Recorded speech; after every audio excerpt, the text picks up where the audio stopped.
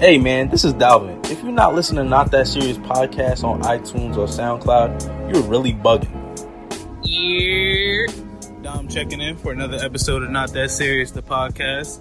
If you haven't checked it out, I really don't know what you're doing with your life. Hey yo, it's Mina. Check out Not That Serious podcast with my boy LZ and Big Mike, the realest motherfucking podcast ever. Okay. Yo, it's your boy Shake. You're not fucking with the Not That Serious podcast where niggas wear silk daddies even if they got bald heads.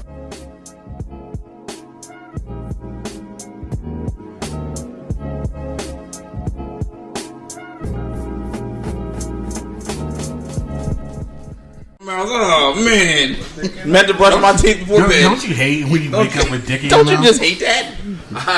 Oh man, I can't stand it. Can't fall asleep in peace these days, like, man. oh my god, all this ball hair.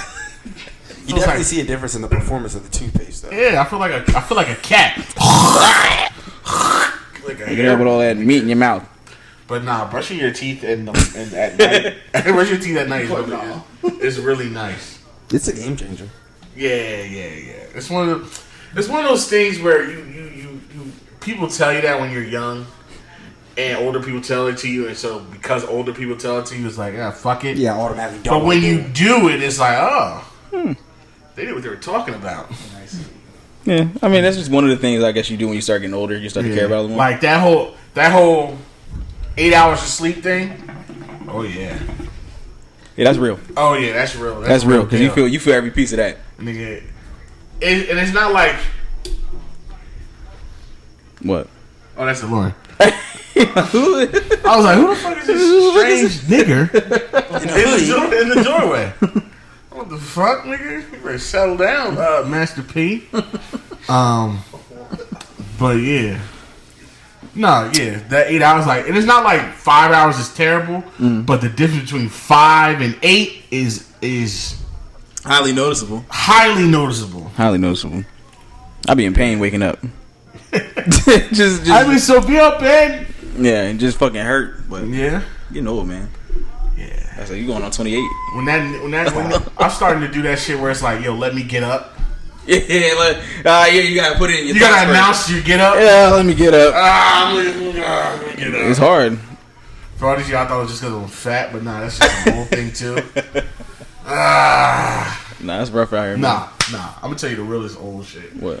When you get in bed and you thank God like mad times. Oh yeah. Bed, like, oh, thank you, Gio. Yeah. Bro, I be getting in bed smiling, like cheesy. Like I lay my head down, like it's ecstatic. Like I'm just so excited. Sheets, I'm so excited. My fucking wee wiggles at least 4 times.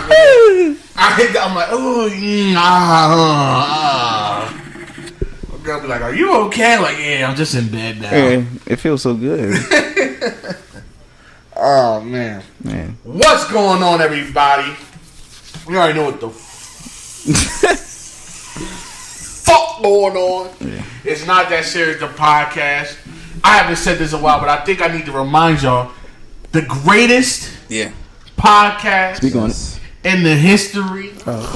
Podcast them. And not only podcast them, in the history, in the art of audio storytelling and visual storytelling, because you're looking at me right now on YouTube once this becomes available on the YouTubes. Yeah. Correct. We are, like, I don't need to understand how great we are. You understand? It's almost like Michael Jordan great because we took a little break. And then, we had that stumble getting our technologies right, and you hear crickets and shit in the background. That was Jordan's year when he came back and he lost the Shaq, and that was cool. But then we retooled up, and we got back in the fucking lab, and we got our fucking resources right. And he said, "How are we going to fix this cricket problem?" And you might still hear some crickets, a little bit, but we minimized them greatly, nigga. So. We're still in the process of that, because of COVID. We're not in our usual home recording space because of certain circumstances and that, can't have a bunch of niggas in LZ's house. Yeah. You know what I mean? It is what it is. It is what it is. So we got to find other people's, places to use, because I'm not John D. Rockefeller. He's not John D. Rockefeller. Yeah.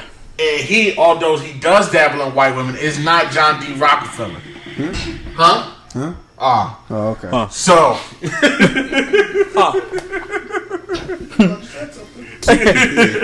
Keep the agenda alive. You already know, baby. So I don't. Yeah. Written studios. That's not it, because even as COVID, that's probably not going to be a thing either. What, blue light? Just going to studios in general. Do they think you would? I mean, I'm sure blue light's probably opening back up. Probably, because they got bills too. Yeah, we gotta get back. We'll get back in there one day. We gotta get back in there one day.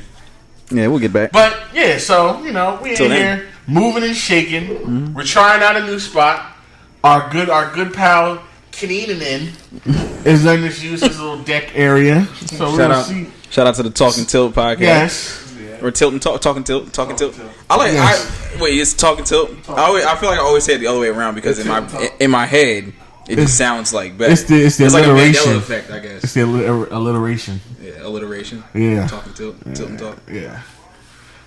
So yeah, you already know, greatest podcast in the history of the motherfucking world. We're back another week, and you already know what another week means is another episode.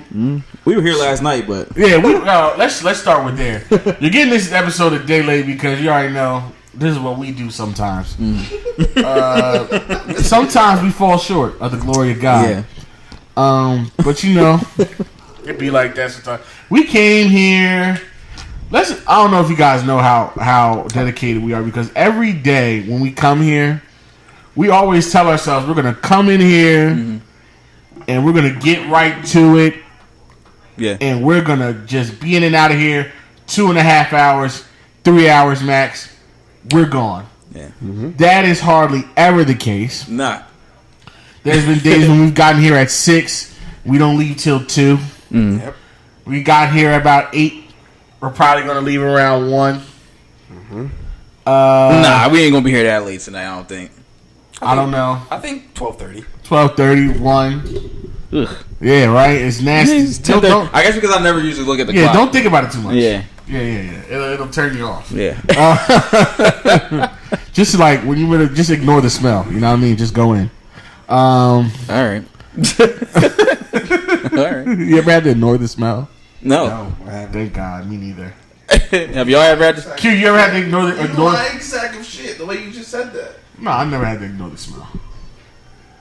I've been very fortunate in that. And because you're coming at me so crazy, I feel like you've had to ignore the smell before. No, but like the way you came across as the way you said it? Yeah, nigga, I lie real good. Yeah. You should ask my exes. I lie real fucking good. He said 20. You don't have to fuck dirty bitches anymore.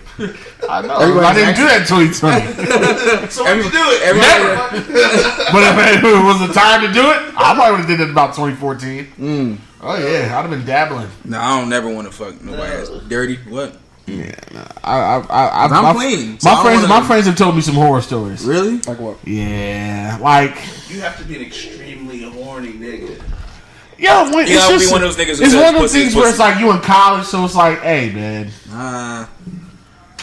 and you niggas is drunk, and it's like, alright, I'm here, my dick is hard, and hey man, and you always got in hand. But like, okay, nah, I couldn't. That's the same nigga. The niggas be like, pussy is pussy. Like, no, it's not. It's not. Man, no, do you believe that, Mike? No, I don't believe. Okay. Whew. That's when we go that far, it might be like a mouse, and you go down that rabbit hole. I don't like know. the nigga. Do you see the nigga on Twitter? Oh, actually, no. Before we get too far into anything, I think we should shout out to the partnership, right? Before yeah, we got to talk about. We're not going to do our official read yet, but yeah, let's start off with that. Yeah, obviously because we can't review it, we're still waiting. Like I don't know if y'all saw the emails. Tomorrow's supposed to be. Yeah, it's gonna be. Yeah, we're gonna get them tomorrow. And I think the air date for us is the 10th. So we have to fuck around. We have to record next Wednesday. We cannot fuck around. Yeah, we can't fumble the bag. So let's introduce everybody. All right. Behind the scenes, man. The big man behind the scenes. Q is here. Kaden is here chilling because we're renting this space. You already know you're one of your big hosts here. Big Mike here. You already know. It's LZ. Your boy Corey. And we are Not That Serious, the podcast. Yeah. So if you guys have not been abreast of what we've been going on for the past couple weeks, we now have sponsorship, nickel. Yeah. You know what I'm saying? Like, the thing about sponsorship, like, we don't really have to like. How do you go to like censorship? Like, do you really like? Nah, fuck that. I feel like we can kind of. No, we being we being us. I feel like we have to. They already sent the package is already on the way. And once it hits my nuts, it ain't going back. You can't get it back. You can't get it back. You hear me? Yep. Thanks for the free shit. Yo, check clear, honey. Check clear, honey. You can't get it back. You can't be an Indian giver. No. Not the same. Not the same. But oh yeah. Yeah, we say all that to say shout out to Manscaped. Yes. The way that it happened, basically, on Twitter they were like, we like sponsoring people. We want to sponsor a podcast, tag a podcast, and somebody, I forget who did it first, but they tagged us. And then we kind of started promoting it, and then more people. Shout out to all the fans. Shout out to everybody. Shout out to all the listeners, supporters, and all y'all that tagged us and just kept bombarding them. And kept doing it. Yeah, man. Appreciate that. Eventually, they sent us a DM, and they were like, "Yo, follow up with an email." We did that, and then they literally been back and forth with us. So this is what's gonna happen, y'all. Yeah. We're going to need y'all to do one more thing for us. One more thing, guys. One more shit. One more little thing, So homie. right now, they're going to put us through a little trial run. Mm-hmm. You know what I'm saying? So next week, when we actually start promoting this thing, yeah, and we put our little discount code, our discount code's already out there. It's already up. NTSpod on manscaped.com. Use the discount code NTSpod. Yep. NTSPOD. Yep. Go on there, buy anything, use that code. You get 20% off and free shipping. Yes, okay? you do. And that's gonna go to our little numbers. And once we hit a certain amount of numbers, we gonna get permanent paid sponsorship. So we're on a trial run right now. Yeah. So use that code, run that thing up. You know what I'm saying? Manscaped.com, NTSpod. This is not the official plug yet because we got a whole script and thing we gotta read over. Yeah. This is just the pre. We'll do that when we get the stuff. This is the pre-come to the ejaculation of the sponsorship. All right, so you pay attention, but not too much. But if you don't too much, you could get in trouble. Shout out to me in college. Yeah, so you know what I mean. So we're announcing that. Thank y'all for all y'all support in that, being with us up until this point. It's been a little while. We've been doing this for a minute, and we're finally feeling like we're hitting another milestone in this podcast. Yeah. And just when you hit certain milestones like this, it just invigorates you and inspires you to want to do more and more ideas and different things of that nature. It's really nice to see. Absolutely. No, it's been a fun ride, and I mean, I feel like doing this after so long and then finally like getting like some type of sponsorship. It feels like, or at least I want to say like. Because we always had Shelby, shout out Garden App Clothing, but like he's a local sponsor, so getting a sponsor from an official like niggas that don't know us, niggas who don't know us, like that's huge, and I feel like we're like really getting the ball rolling. Because when people fuck with you and they don't know you, it's purely off the work. Yeah, it's purely off what you've done. Yeah, it's purely off what you have provided in this space. Exactly. So. Marlon, I love Shelby and all that. He fuck with us off the strength because we know him. Grew up around him and all that. Yeah. And he just believed in us. Yep. Appreciate him for that. But it just hits a little different when somebody, out of all the other podcasts, they sponsor other podcasts, obviously. Yeah. But it's ones they said no to. Yeah, it's ones they didn't answer to. It's ones they didn't answer. Yeah. But they answered us. So that lets me know we're doing something right over here. Yeah. Yes, sir. Okay? And and all I need is that little bit to know we're going to keep doing this thing and keep going farther because it's great when your homies tell you you're doing something to keep going, but when another entity that you don't know backs you up and tells you that, it's very nice to hear. And even people on Twitter, I mean, I feel like that's probably like where we get the most interaction with people. Yeah. But yeah, I see people who follow us and then follow the podcast as well, and they kind of like keep up with us on there. Sorry, I don't know everybody's name on Twitter, but I see when people follow me and they follow the podcast. So me too. I definitely appreciate that. That shit is like love all y'all. Yeah, it's crazy. It's kind of wild to see how everything's going. Okay, another announcement. In the interest of creating new content, in the interest of bringing new things to the airways, in the interest of innovation, we have now. Going to start something called. It's going to be a limited mini extra series of the pod, in addition to the podcast, called the NTS Socially Distant Dating Show. Okay, finding love finding punani and peen in the pandemic. You know what I'm saying? Okay. Yeah. What we're gonna, if you are willing, a willing young man, a willing young woman, okay, hit us up on our socials. Yeah. What we're basically gonna do, we're gonna do a little competition between the three of us to see who is the best matchmaker. And it's me.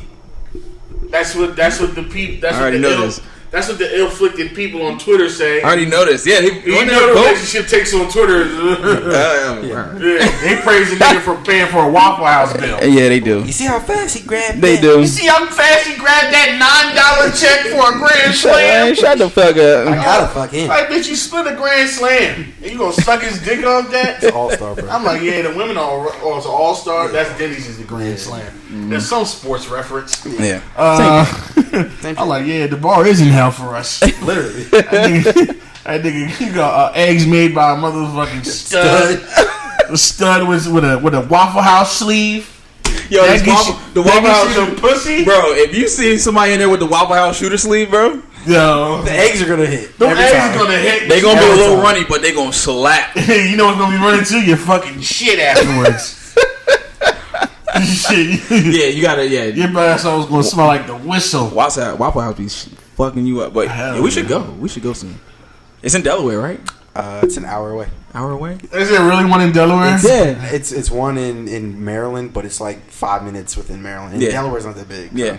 I went 2 weeks ago. Mm-hmm. Just roll down there? Yeah, it's 50 minutes. Jesus Christ! I'll do it. It's not. It's really not far. Yeah. I'm rolling. Y'all trying to do a meetup at Waffle House? Can you imagine that? A meetup at the Delaware We're Waffle. gonna do a podcast meetup. We're gonna go to Waffle House. Do a live podcast at the Waffle House. I wonder if they let us do that. Nah, they're because of COVID. They're Oh yeah, we can't be sitting there. No, you can, can. but you can't. It can't be people in consecutive booths. Yeah. Every other booth. Okay. Yeah.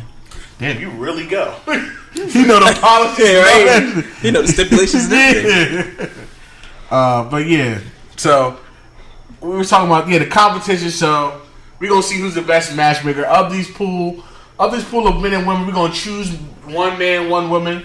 I mean, if you want to choose nine. Wait, so are we getting our own couples? That's what we're doing. Yes. You're choosing your own couple out of the pool of available. Alright, yeah, that's what I thought. I'm choosing my own couple out of the pool of available. Yeah. And if you claim them quick, Okay. because I might take one you want. We'll do a draft. Yeah, Let's we'll go. do a draft. We'll do a draft. So, and then out of our couples, right? Uh huh. We're gonna have an episode for each person's couple. So LZ is gonna do his couple. We'll all be here, and then the two couples will call them in. We're gonna make sure these people do not know each other, do not know what each other looks like. So it's all anonymous. It's a blind date. So we're gonna have a little, couple questions, regular podcast, relationship-based questions, and at the end, we're gonna determine if y'all want to exchange information or not. Yeah. Okay? And based on that, we're going to see who hits it off the best and who's the best matchmaker out the group. Now, optimally, I want to start making episodes this month. Yeah. I want the first episode of this out this month. So, if you are interested, we already got about 5 or 6 people already. If you're a man, woman, if you want to be down, send us your information, your phone number and all that. We'll talk to you. We'll pre-screen. Well, not pre. Well, I guess pre. Yeah, we got a pre-screen. Yeah, see what you're looking for and all that. And then, when it's done, we'll set up an episode and we'll do it like that. You know what I'm saying? Is this Africans only? It's just, you know what? Is this Africans only? It's Africans only. Africans only. All right. Afro Latinos, I'm making it. Yeah, right. As long as you're running around here saying nigga. Yeah. None of you are not the same ass. Not the same. But yeah, as I sit here and smoke this hookah. he not the same, boy. No nunca. So we're gonna have, Nunca. We trying to promote black love on the pod. You know what I'm saying? Yeah. Bringing the brothers and sisters together. Yeah. It's a pandemic, but a pandemic can never stop cuffing season. You heard me? Facts. Not at all. At all. So we're gonna be doing that. So put your names in for that. Other than that, we ready. I think we can start. It's 20 minutes in. So before we start, we're gonna start with this. Rest in peace, Chadwick Boseman, man. Oh, bro, that was a heavy hit, bro. Yeah, that was a heavy hit. That was a gut punch for real. I remember just looking up on the timeline. I was like, "Are you fucking serious?" Like, I think we were together. Yeah. Corey said it. He was like, "Yo, Chadwick Boseman died." I was like, "There's no way." Yeah, man. And as soon as unfortunately, Twitter is like the most valid source right now. Yeah. So as soon as I went on there, boom, right there. Bam! I'm like, "Yo, this is terrible." He got a tweet from his official page. Yeah, I think it's from his wife. Yeah. And he was what, 43? 43. Was it stomach cancer? Colon cancer. Colon cancer. And he had it for 4 years. Yeah. So he was That's recording. crazy. He was recording a lot, or he was filming a lot. Yeah. He did Black Panther. And doing those stunts. I think he made like 7-8 movies. You know he was about to do the second Black Panther. Yeah, they were gearing in Atlanta for a week after. That's he crazy. passed away. Like his cancer was that literally running rampant, and this man was gearing up to shoot another movie. He was running rampant in his body. He was doing 7-8 movies, bro. He died on his birthday. Oh. It was his birthday? Oh my god. Oh, bro. What? Wow. It's rough, man. It's like because it's like he was so important to the black film era. No, it wasn't his birthday. It wasn't his birthday? No. It was his birthday. It was Jackie Robinson Day. You know, yeah. Well, it was Jackie Robinson Day because people. And were he trying played to say, Jackie Robinson. Yeah, but he was 40. He was 43. People were like, "Oh, he was 42. He died on No, it was. They always gotta make. Kenny, you scared the shit out of me. Yeah, I'm like, because, come on, bro. I'm sorry. Yeah. His birthday's November 29th. John Thompson. Day after mine. Day after yours. John Thompson, R.I.P. That was like a day. He did. Yeah. Or 2 days. Oh, okay. John Thompson. Yeah, he passed away. What? Like 3 days later, or the next day? No, I think the next day. It's bad. Yeah, man. But the Chadwick Boseman thing hit a little different because the Black Panther is still relatively a new thing in the superhero. Yeah, it came out 2 years ago. Yeah, so it's like kids, that representation, seeing that and then that person dies is really rough. Yeah, I'm seeing the impact he made in such a short amount of time. Mm-hmm. Even though he's been acting, Black Panther was his breakout role. Yeah, but if you've seen he did not Little Richard. Yeah, no, James Brown. James Brown. Have y'all seen the James Brown movie? Nah, it's a long movie. Kenny, you seen it? That movie is good as fuck. Get on up, right? He killed it. Yes, he killed that movie. I didn't get a chance to see. I didn't see all of 42. I saw bits and pieces of it, but he's an amazing actor, man, and his legacy is he's gonna live forever, because of the impact that he made with Black Panther. Yeah, Black Panther. He's gonna be immortalized off. He's done. Done. Nobody's gonna forget Chadwick. You're not gonna forget off about that. Chadwick. You know what I'm saying? It still doesn't even feel like he it's kind of weird. Rest in peace to him. Prayers and condolences to his friends and family. All his fans, including us. He had a lot of real friends. Yeah, I know Michael B. Jordan was really struggling. Was still really struggling with that. Yeah, I didn't know they were so close. Mm-hmm. Yeah, I think he said he spoke to him a few days before he passed. Yeah. Mm-hmm. And so I have a question about that. Since there's a new Black Panther, what do you think should be done? Do you even do the movie at all? Yeah, in my head, I'm the nigga that's like, yo, don't even do it. But it does have to it's a comic. It's gonna keep going. It's not just gonna stop. Mm-hmm. I know one of the things that I saw people saying was that Michael B. Jordan would become Black Panther somehow. But he's dead. But he is dead. Is he dead? Or back to life. No, they can bring him back. It's comics. Yeah, it's a comic book. They can bring him back if they want. Yeah, we're already doing all and but I don't want it to be him. But if it is, it would be. I'm sure he would be honored to play that role because that's his man's. Okay. But I can't think of off the top of my head who I would want to see. I can't see anybody. I know some people are saying Idris Elba. Nah, he's old. Yeah, he's old. He's old. Even though Chadwick was gotta do it. Chadwick was 40 when he did it. You know who I would do? Who? And I don't. If this is my option. I really wouldn't want to replace him. Mm-hmm. But you know who I would get to replace him? Who? That dude who does Snowfall. Snowfall, the British dude. Yeah. Hey, who is it? I don't know his name. He plays Franklin in Snowfall. Yeah. I don't know his name. I know you're talking about. Can we look up his name real quick? I know. Yeah. Okay. Yes. I know who he is. I think he's a younger black male actor. Damson Idris. I could see him doing that. No? I don't know, man. You can't recast him. You can't. I'm saying you can't. You really can't. I don't want him to. But if you are, if you like, know they're going to. If they're saying we're going to do this, if you got to choose somebody. I don't think this. And the thing about the Black Panther, they said they were struggling with it. They said they're not. Yeah, really they're gonna struggle. But the thing about Black Panther is the fact that he wasn't born like a superhero, so they can technically make another one. Yeah, you can make another one. They literally, he was made.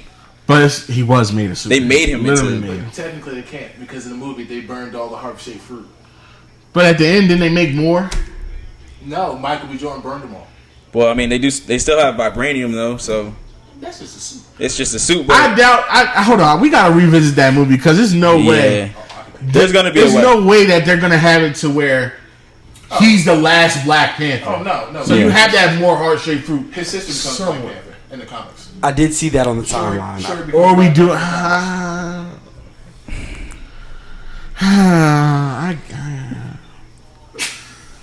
Shut up, Manscaped. Manscaped. I feel like we're never gonna say something wild. We just gotta be like, yo, don't forget to sponsor. I think that should be our check. There's a sponsor. There's money on the line. money. I would love to see that. I would love to see a woman play Black Panther. Oh, the WNBA is great. Look at that finger roll.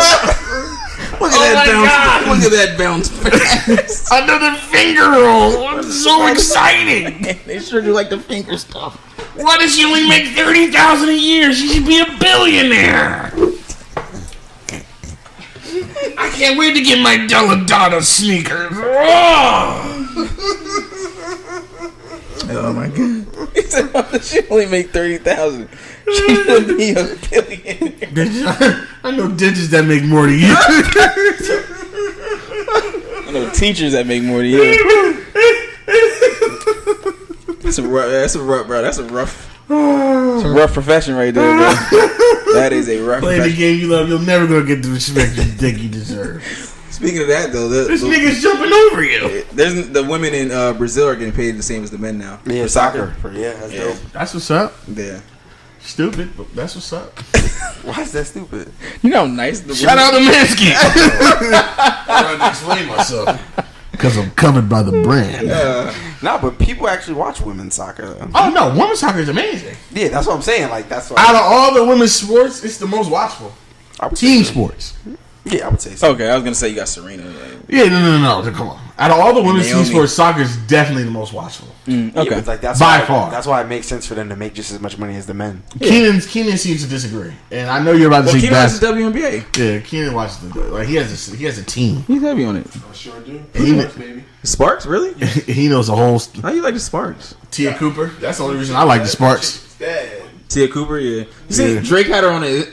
Yo, he's a creep, bro. Yeah, they said Yo, he he's a shoots creep. his shot first and asks questions later. Yeah, bro, he's weird. Yo, he get his ass beat, bro. Like, how do you even? He has to know that she's engaged. She's engaged. If to I Dwight know Howard. that, he has to know that. She's engaged to Dwight Howard. Yeah. If nobody niggas But like us think know about it. that, If you're Drake and a girl is engaged to Dwight Howard, are you really fazed by that? No.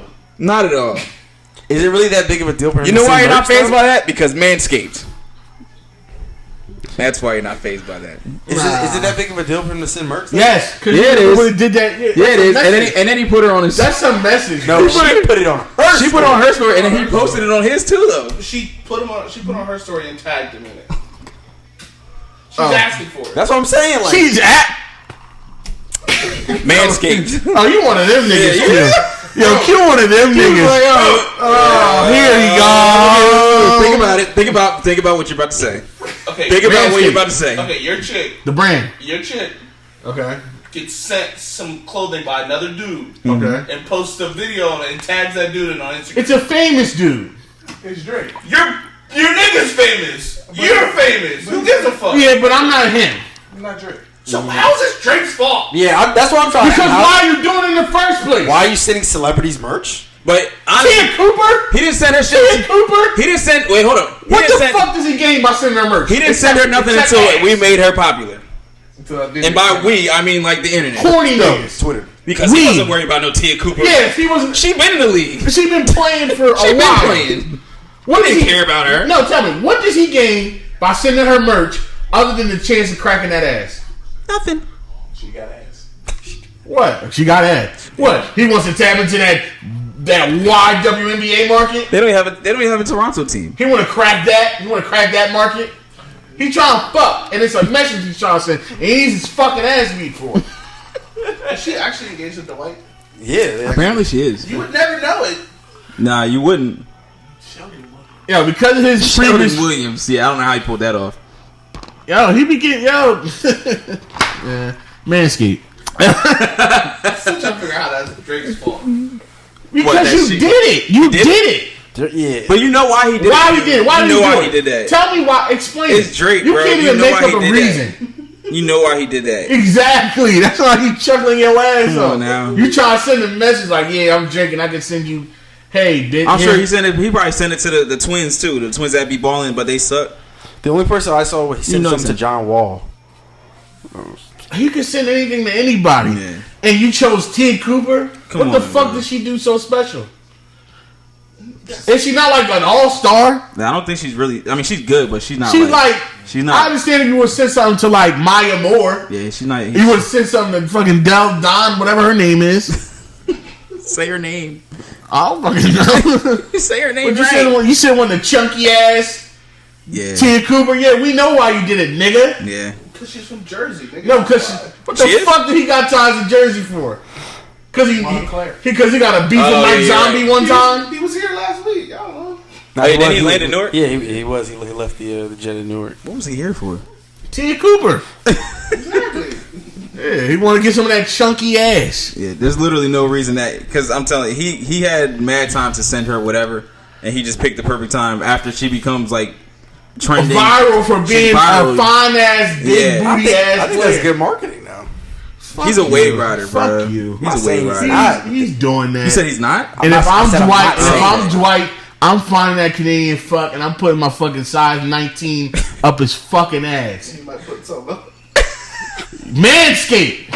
He's gonna put a lawnmower 3.0 up his I was ass. at because he needs to get shaved. Yes, that's what he's gonna Because do. the lawnmower 3.0 with quiet stroke technology Yeah. will get the job done. Manscaped. Save us. Save us or shave us. Save us or shave us. Manscaped. Shave us from ourselves. That's exactly what it's gonna be, because boy, I tell you, if this wasn't the case right now, we would have been off the rails. Man, we'd have been Styles peeing it. Like the locks. He said, "Y'all Like, niggas, is that the Ghost in y'all, the Shell y'all mixtape? niggas, y'all niggas just some freaks. I ain't never seen this man's butt. Never been out here running trains on nobody. He's a motherfucking family man. I ain't never seen this man's ass. He said he's a family man. He's a family man. We ain't no motherfucking freaks. He ain't running no trains on nobody. Y'all getting done up the butt. No, that's not what he said. He said, bust up your back. Bust up your back. He said, bust up your back. We ain't letting nobody bust up your back. And Bun B was just sitting there like, okay. He's not lying.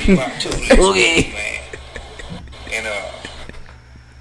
That was the funniest interview ever, bro. And I can remember I was with two. Trigger some old shit. I need to see the part where you know what part we trying to see. I need that. Bust up your back. I'm pretty sure if you go to the comments, they probably bookmarked it. Me and this man ain't never been. There you go. And watch this, Bun. I'm gonna say this too. You niggas out there think this shit is cool, but it ain't cool. Me and this man ain't never been butt naked in no room together with no hoes, pulling no orgy type shit or doing none of that hoe ass shit you niggas out there be doing, thinking you doing some fly shit. Nigga, if you in a room naked with some other niggas and some broad, them niggas looking at your ass. And if that shit is gay, and you need to get on some other shit, me and this man got nothing but respect for each other. We ain't never pull no train. We ain't no motherfucking freaks. We some family men. We getting this paper. You know what I'm talking about? And I had to put that out there, bun, because a lot of niggas doing a lot of fugazi and shit out here, man. You know what I'm saying? These niggas, they flip-floppy, they pitching and they catching with these boys, and they doing all this. And if you gay, that's cool, but be gay and come on out and be that. Don't be in front of us and act like a straight-up G, and then you get over here and you letting these boys bust up your back.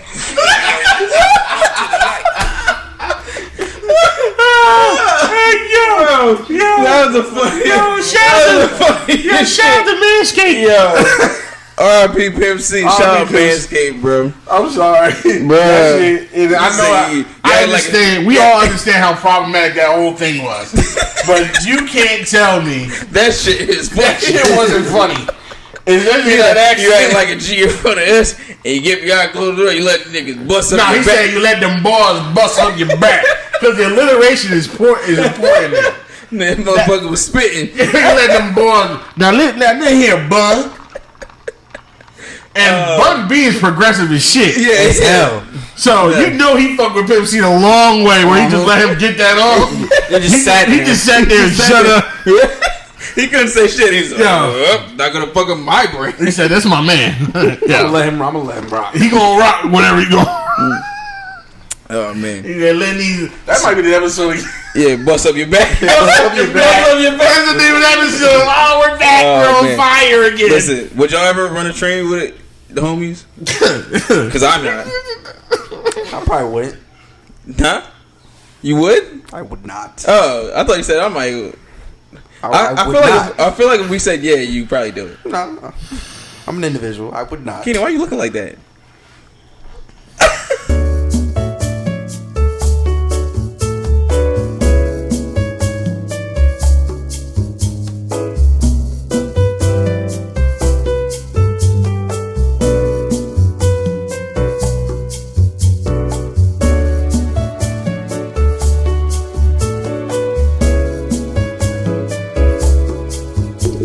I'm good off that. Nah, I'm good. I would have did that in my young boy days. Not even in my young boy days. I never like saw that as like something that I wanted to do. No, it's not something that's like I'm asking you to do. Oh, yeah, we about to run but you know what's also crazy? Hold on. Oh, this shit dead. All right. What? Hold on. Yes. What's up? What's that? Oh, y'all got him? Oh, well, enjoy that. Because he's a nutcase. But I'm recording right now, Dad. Alright. So apparently, y'all got Earl Thomas. We got him? What? Yeah. Oh, because we left go haha. Yeah, haha's going. Yeah, y'all got Earl Thomas. Now, I wonder how long does this last before he fucks it up. No, not long. He's in Dallas. We're probably going to win the Super Bowl. He's too close to home now. We're probably going to win the Super Bowl this year. He's too close to home now. Is he playing all positions? Is he playing quarterback for you guys? He should. He might play. He'll probably start on your team. What, at safety? Yeah, at safety. Oh, God. He said a quarterback. We have Jalen Hurts. We got two niggas better than that half-breed. Exactly. So, what the fuck we going on? What is you talking about? Stats don't say that. Stats be lying. No, they don't actually. Oh, they do. It's the NFL. They don't lie. They do, because they would tell you that Kirk Cousins is nice. No, they don't. He's not bad, though. Shit, he ain't good.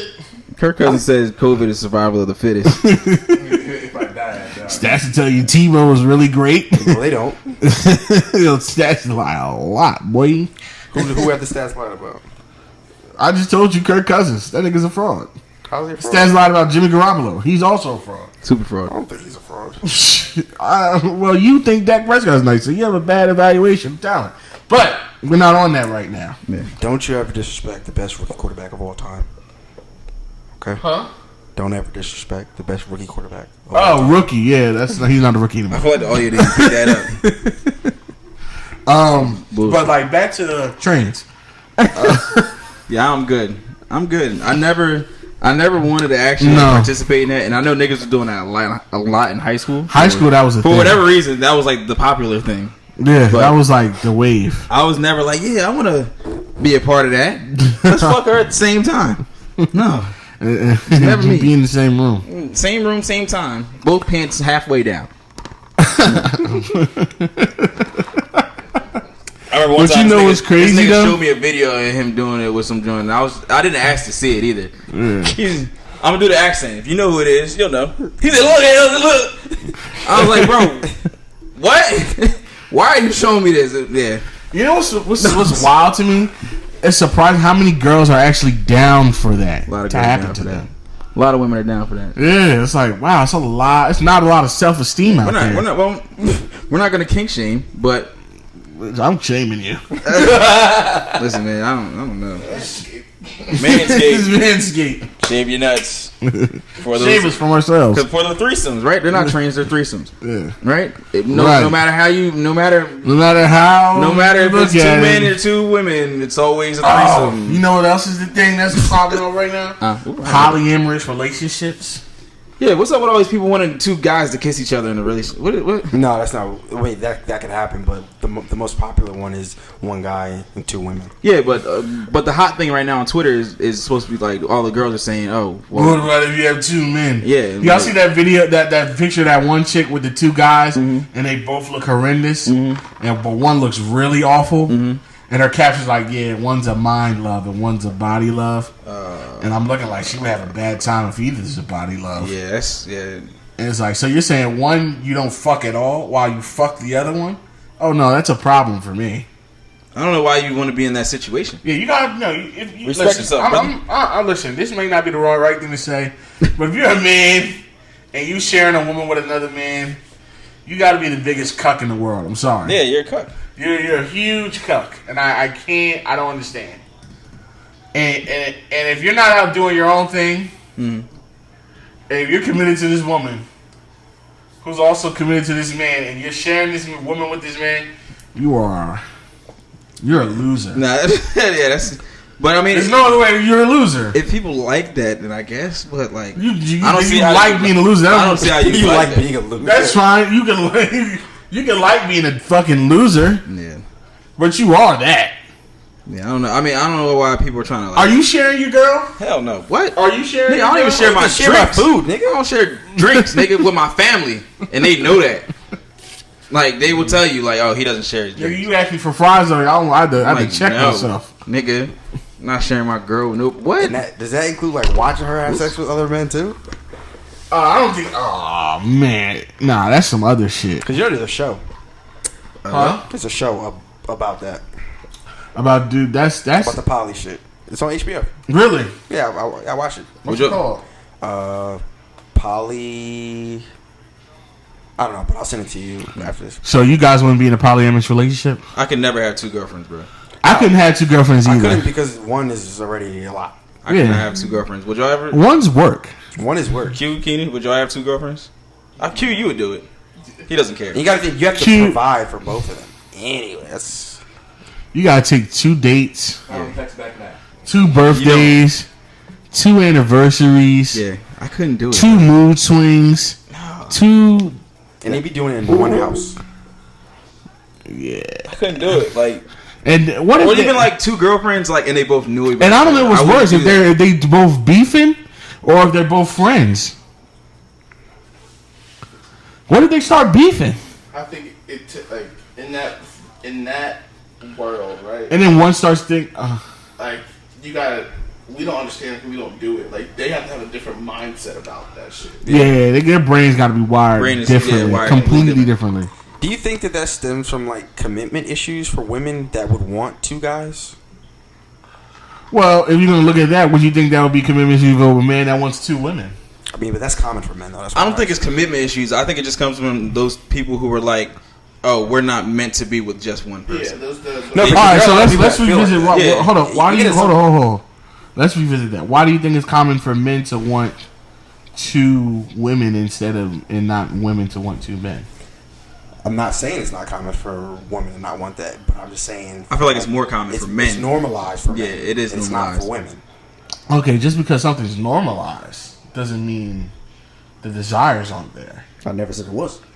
So why? What were you saying? What was your original question? Same reason why you don't watch WNBA, nigga. Because it sucks. That shit ain't normalized. You know what's normalized is more people do it, and a lot of people are watching that shit. Yeah. So that's not normal. Nice try. What was your original question? What did I even say? Nice try. He said, "Do you think it stems from commitment issues from women that want two men?" And I said, "Why wouldn't that apply to men who want two women?" Oh, because that's normalized for men to have. So it's normal for us to have commitment issues? I'm gonna say so. I don't even know how to answer that. I think that I don't know I how to think answer that idea is put out there more, and I truly believe this. I think this whole thing about men not wanting to commit and women, maybe men don't want to commit. Maybe that's because of younger thing. That's a biological thing. I don't think that. I just think that. I think a man will commit if he thinks that you're the one. Yeah, because a lot of men are in relationships with women, or they entertain women that just they don't. Just because you're here. Mm-hmm. So it's just like So, and I think that's not even cool. That's not even a good thing. No. But I think no, that's not a good thing. No, no, it's not. Yeah, wasting people's time is all the way whack all the time. Yeah, it's one thing with money. Like money's like rude, but like time, you can never get that back. You know. So yeah. Speaking of, did y'all see the girl on Twitter who said she has a money fetish? Yeah, and like her husband sends her like $300,000. Yeah, and she was literally sitting there talking about how she could masturbate to him counting money. Yeah, well, I could too. God damn it! Like, what type of shit is that? Yeah, I don't know. People, what the fuck? He moved both feet on that free throw. People were trying to say like, oh yeah, financial power is an actual kink. And I don't know. That's the first time I've ever heard of anything that. I feel like that was kind of like, I feel like that shit's made up. Just bitch, if you're a gold digging bitch, just say that. I'm trying to gold digging. That's bitch. A turn on for you, bitch. You want a gold digger? Yeah, I feel like that's all. That's what you like niggas with money because maybe you don't like to work or you don't like to spend your own money. That's okay. Don't make it into some kink that you can't control. Yeah. Bitch, shut up. So like, where do you? How can I word this? Where do you draw the line between like on kinks? No. Sexual shit, like shit that physical sexual shit. No, I'm talking about just like being a gold digger and wanting nice things. It's pretty easy to tell. It's pretty easy to tell. If this nigga didn't have this amount of money, would you be fucking with him? And if the answer is no, we know why you're there. Yeah. And the answer is yes, then there's a little more something there. And it's people you know that because they have something, women too, because you see these young niggas with these old dusty BFFs. You know what I'm saying? It's like, all right, if she wasn't swimming in cash, would you be messing with her? Probably not. Probably not. So, what's the thing that's keeping you there? Oh, the oodles of cash. They give me stuff. Yeah. I don't know how people. I don't know if like social media made people really materialistic, but this is the most materialistic I've ever seen people. Like they just don't know how to be with a person without gaining something financially out of it. You know what the thing is, though? I think it's honestly... Is it the city girls' fault? Oh, it's absolutely city girls' fault. Bitches be empowering these women to think they can... This pussy salt, euros, fragments, and Benjis. Spell all those things. Spell all. Can the pussy spell those things? Can the pussy spell? Can the pussy spell euros? Anyway.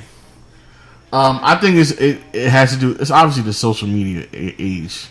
Yeah. Humans have always been this materialistic. It's just that when you have a medium that you can constantly show the things you have, or you see other people having the things you don't have, it just fuels and drives that up even more. Yeah. And it just perpetuates and puts it out there. Yeah.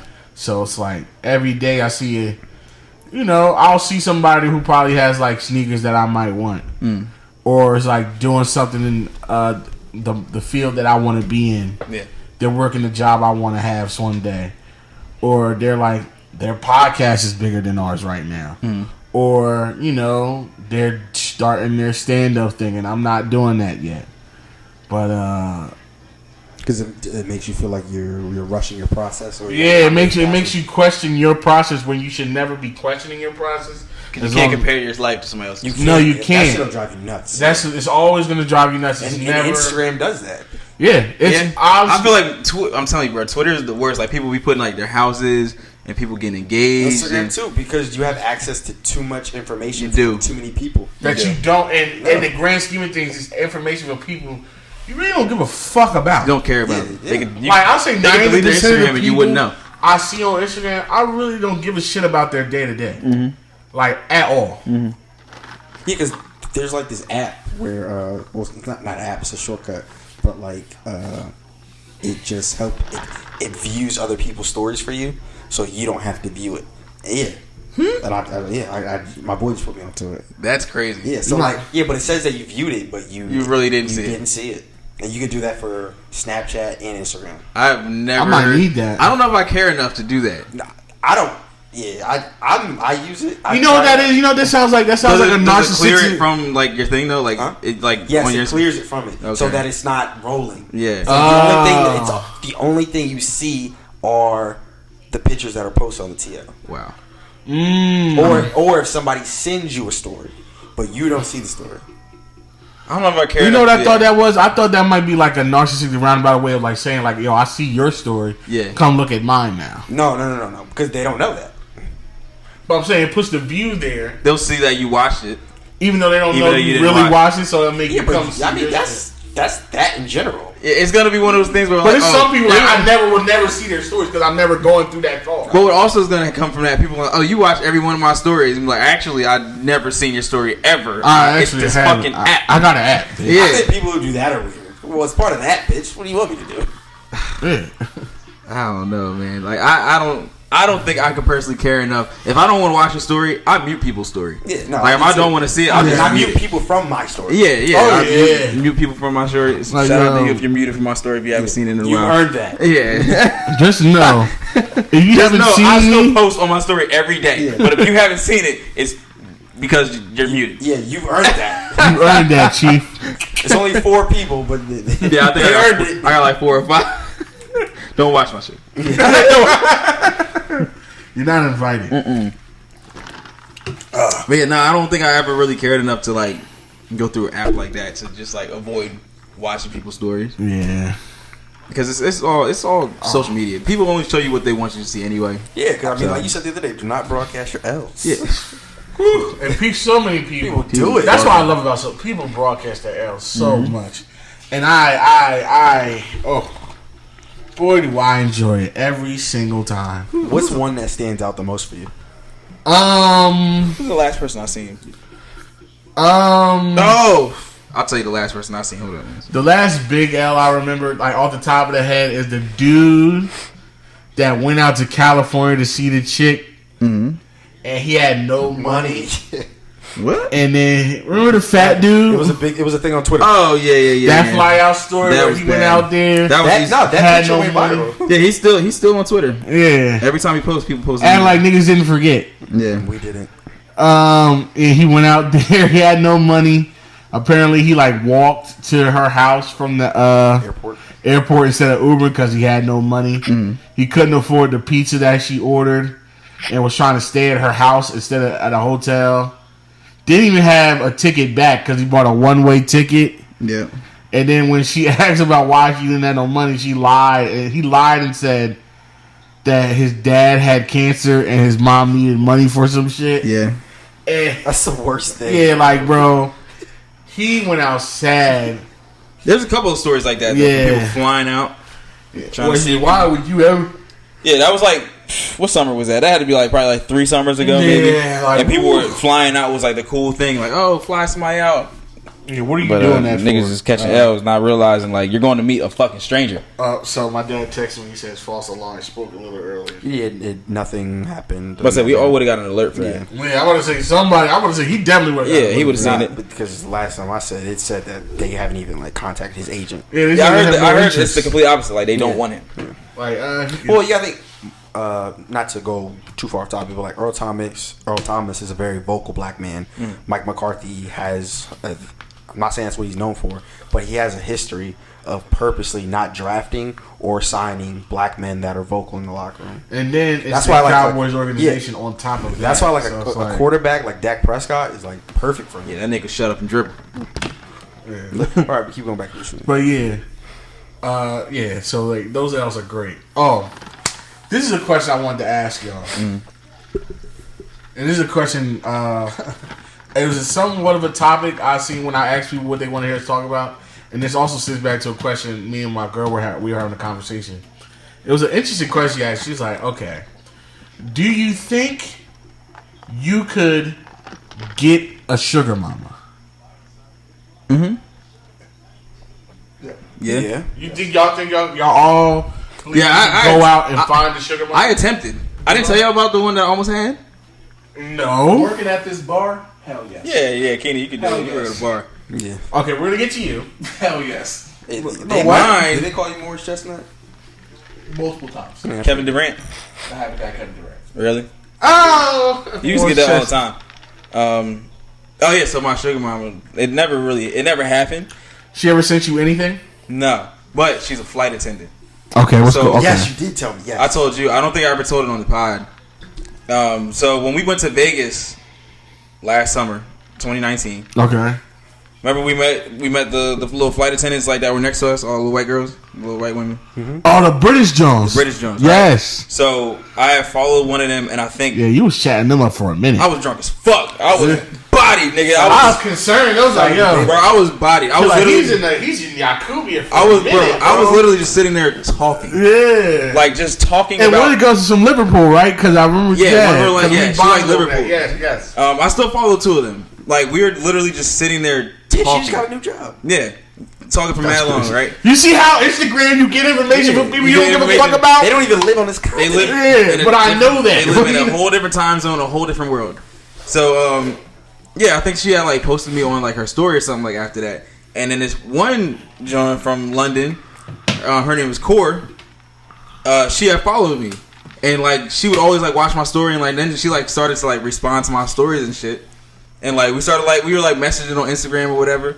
And then the only way we could talk, she was in fucking London, was through WhatsApp. So I had WhatsApp. Oh, like in Nigeria. Right? Talking to your grams. I'm like, I'm really about to be in here. Like, so I didn't like want to tell too many people because like, first of all, I don't think people would even believe me. But I was talking to her on WhatsApp for probably like 3 consecutive months, like every day. What? Every day. This is the first. Wow. Voice memos, all of that. Voice memos? Oh, you really liked her. You liked her. Bro, because she had the accent. So she was like talking to me and shit. I'm like, you gotta spark that up. I'm like, easily. So I'm trying to. She lives in Barcelona now. She got fucking money. Oh, you gotta hit her up. Be like, yo. So, bro, I'm telling you, I'll show you. You know, I'll just send her your profile so y'all get the reaction. Yeah, you gotta send her now. Shirtless pic. Dark skin John too. Look, you're about to be what? I'm telling you. I'm telling you, niggas. I can't believe I never showed you this woman. That's crazy. No, I've seen her. She's bad. Y'all seen her? Or Corey, you definitely seen her before. Hold on, let me find a picture. Hold on, y'all. This is live shit you getting here. Yeah, y'all getting it right now. Oh man. Yeah. So we were like literally talking every day, and you know, and I was like trying to like finesse my way into like getting flown out. And she because she could do it. Like she's a flight attendant. And she used to be in Vegas all the time. Right. And around like last year we kind of just like flooded out like, but I still like talk to her like here and there. Like she still likes my pictures and stuff. Like we commented on each other's shit, but it's nothing like it was. So I don't know if I'm gonna try it again. Do it, man. I don't know. I just sent her to all of y'all, but yeah, she's cool. She's cool as hell. Okay. And she looked good. Okay. I might have to dabble. Guilty. I might have to dabble. I'll do the fucking get. Yeah, I'll do the fucking get. And see what it is for. Bro, I done looked in like 3 different pictures. She's in Mykonos. Yep. And fucking. Yeah, she was just out there for a minute. Bro. For a minute. She's a London. Yeah, she's from London full time. She's a full time traveler, and she lives in Barcelona now. And I was talking to this woman every day. You gotta do that every day. Look at those bazumbas. She got the motherfucking bazumbas, nigga. The fucking chest knuckles. You feel me, bro? She got motherfucking knockers. She got motherfucking things. She got fucking milkers. Yeah. Fucking meat mangoes, man. Like Google one? Nigga put the Google on. Oh man. Yeah, bro. Nah, that was. Oh Lord. That was my little baddie. You might have to. Got my little boo thing. You might need to take Piggy to market. Yeah. Yeah. I would. That was over. Yeah, a little over a year ago now. Actually, when is? Yeah. I would just hit her with a shirt. Like, yo, remember this? Yeah. Just hit her with the meats. I wish. So you clearly almost had it. So yeah, I was so close. I was so close. We would literally talk about me coming out there all the time. Yeah, I kind of had one. I guess. You definitely had. No, you definitely had one. There's no question about it. She had. You just didn't put a label on it. Nah, we was just kicking it. But yeah, she was definitely paying for everything, and like I was just having me come see her. She would sneak money in my wallet. Like she would sneak money in my wallet. Like yeah. But that's when I was broke, and I was like giving out. I was just really broke, and that's like when that was giving out what dick? Like that was it. I was giving out broke dick, which is apparently the best dick to current the ladies. Cause I remember it was a crushing blow. Cause I remember I was kicking it with her one time, and she was looking at Twitter. She was like, "Yeah, it's nothing like getting dick from a broke nigga." And she started laughing real loud for some reason. Oh my god! And I was like, "Okay." That laugh's a little. You laughing from the gut. Yeah, that laugh was from the diaphragm. She was like, she was that shit. Like they retweeted it. You got my gas money, right? So we are eating after this, right? Yeah. I'm hungry. You hold it away. You said you got the Chinese, right? Cause I want the spare ribs. I want this. You told me we was getting spare ribs. Yeah. You say I could get the extra wings. I was giving out. That year I wasn't broke. That year I was giving out bad pee. Wasn't she trying to buy you like a whole car? At one point? She was gonna buy me a car, bro. Doug. Yeah, she was. And I think we talked about this on the pod. I was like, nigga, take the fucking car. Yeah. I was like, take the car, Mike. Yeah, she's like, yeah, I'm gonna get you a little Honda. I was like, whoa. Yeah, you should have let it happen. Probably. But so I guess since I didn't think I could, but yeah. So yeah, I guess I could because I kind of did easily. Corey, what about you, Corey? I feel like you got too much pride, Corey. Yeah, you wouldn't let a woman buy you shit. I do. I am very prideful, but I have a similar story to his. Really? Yeah, oh, she's a flight attendant too. These flight attendants got fucking money. They be making mad bread though. Well, yes, they do. A lot of people don't know. Being a flight attendant is a 6-figure job. When you're on a main line. You're on a main line, right? So she was a flight attendant for American Airlines, and so like we were chopping it up for like a couple weeks, but then like she just dubbed me. I couldn't figure out why or anything, because like she would still see my stories, I would still see hers, and then she had a baby on me. Damn. Yeah. Where is she from? Philly. Oh shit, she's close. Yeah, right across. Was she older? Or? Yeah, she's 31. Damn. Oh, so she was starting her family. Oh, that was time. Yeah. But I get hit on by a lot of older white women at my weekend job. Really? Yeah, all the time.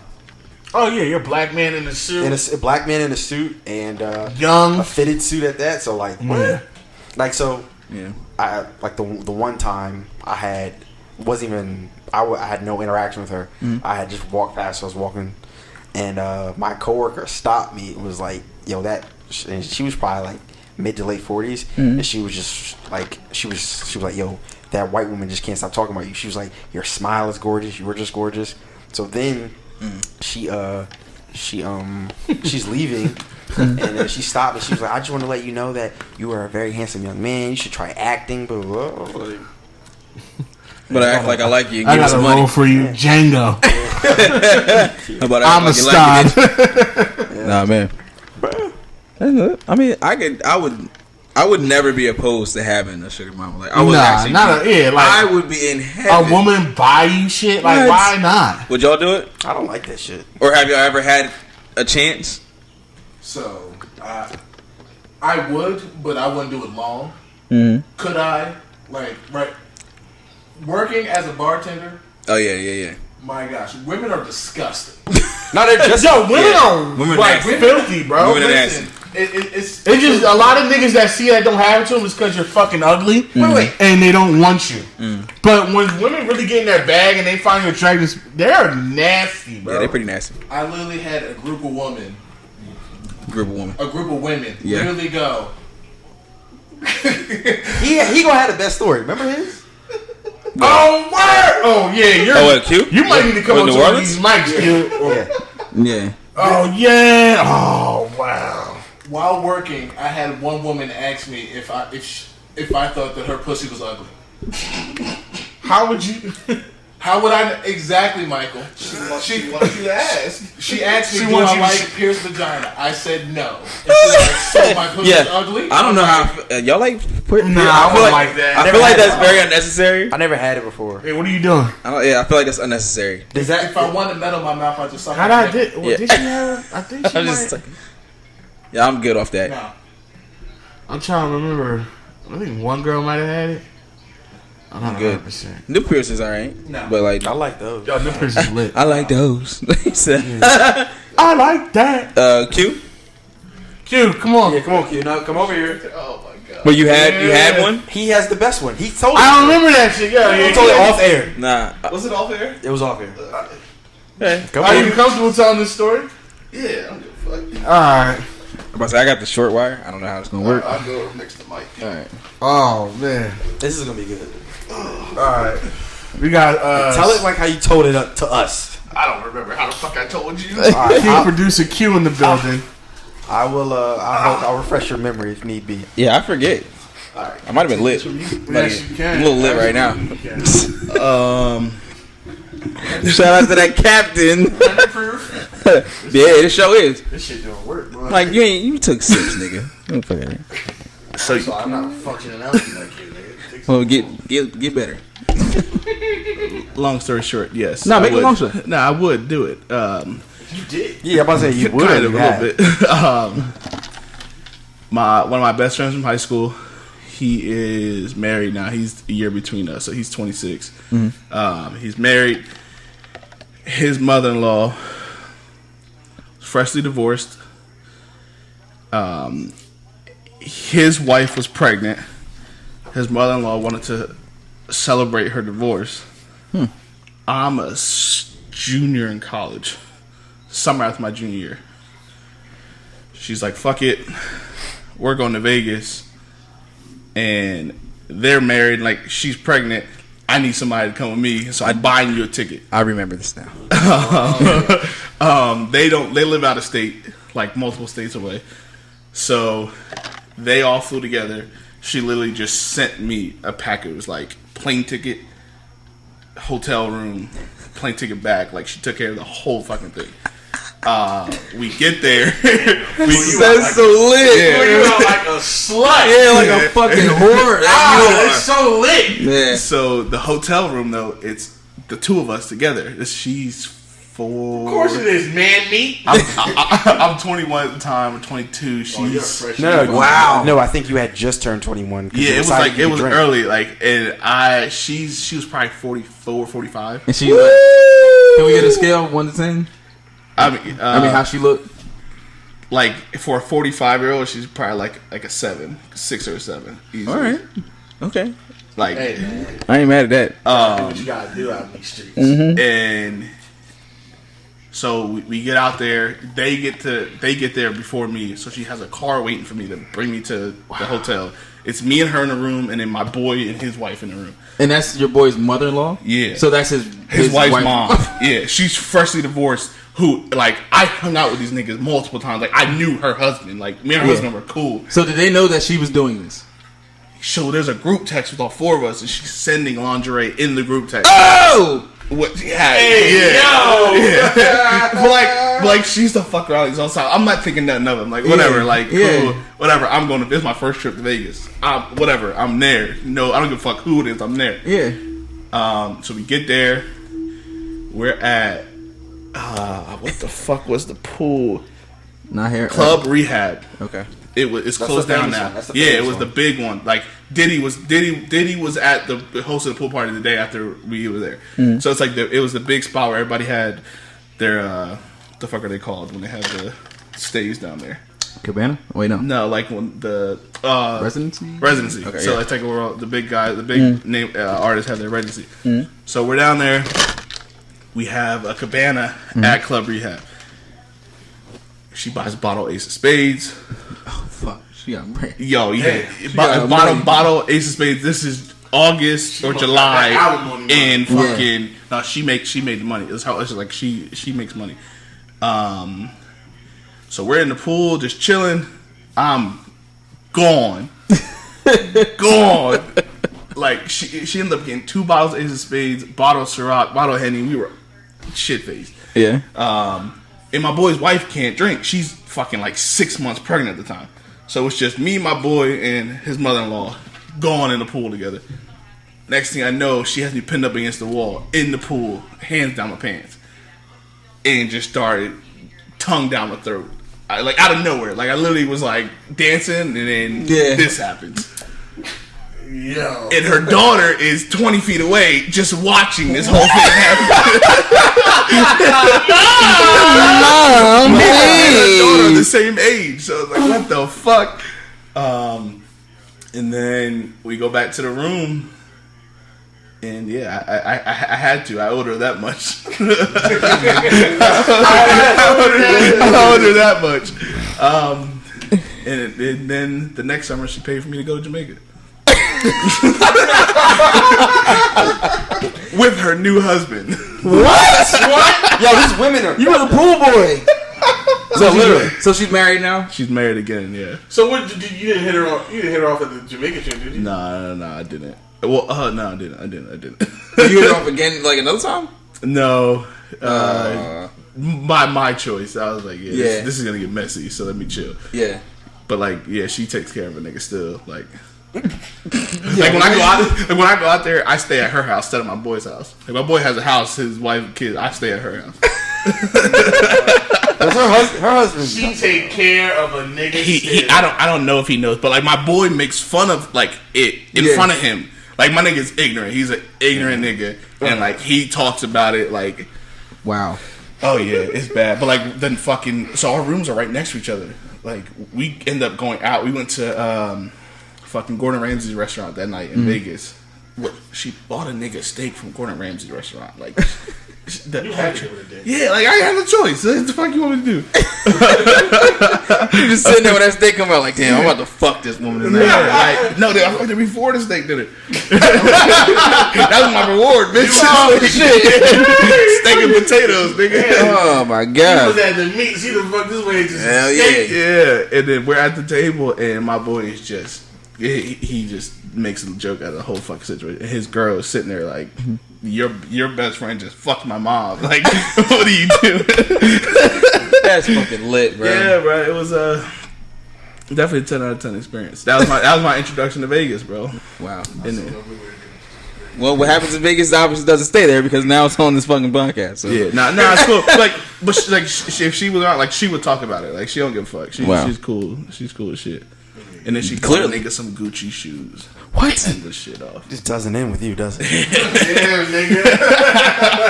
Gucci shoes, Vegas, and Jamaica. No, it was.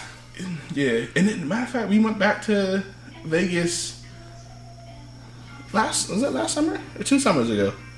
She same thing. Fucking bought the fucking hotel for all of us. Like, lit, bro. She's the greatest sugar mama I've ever had.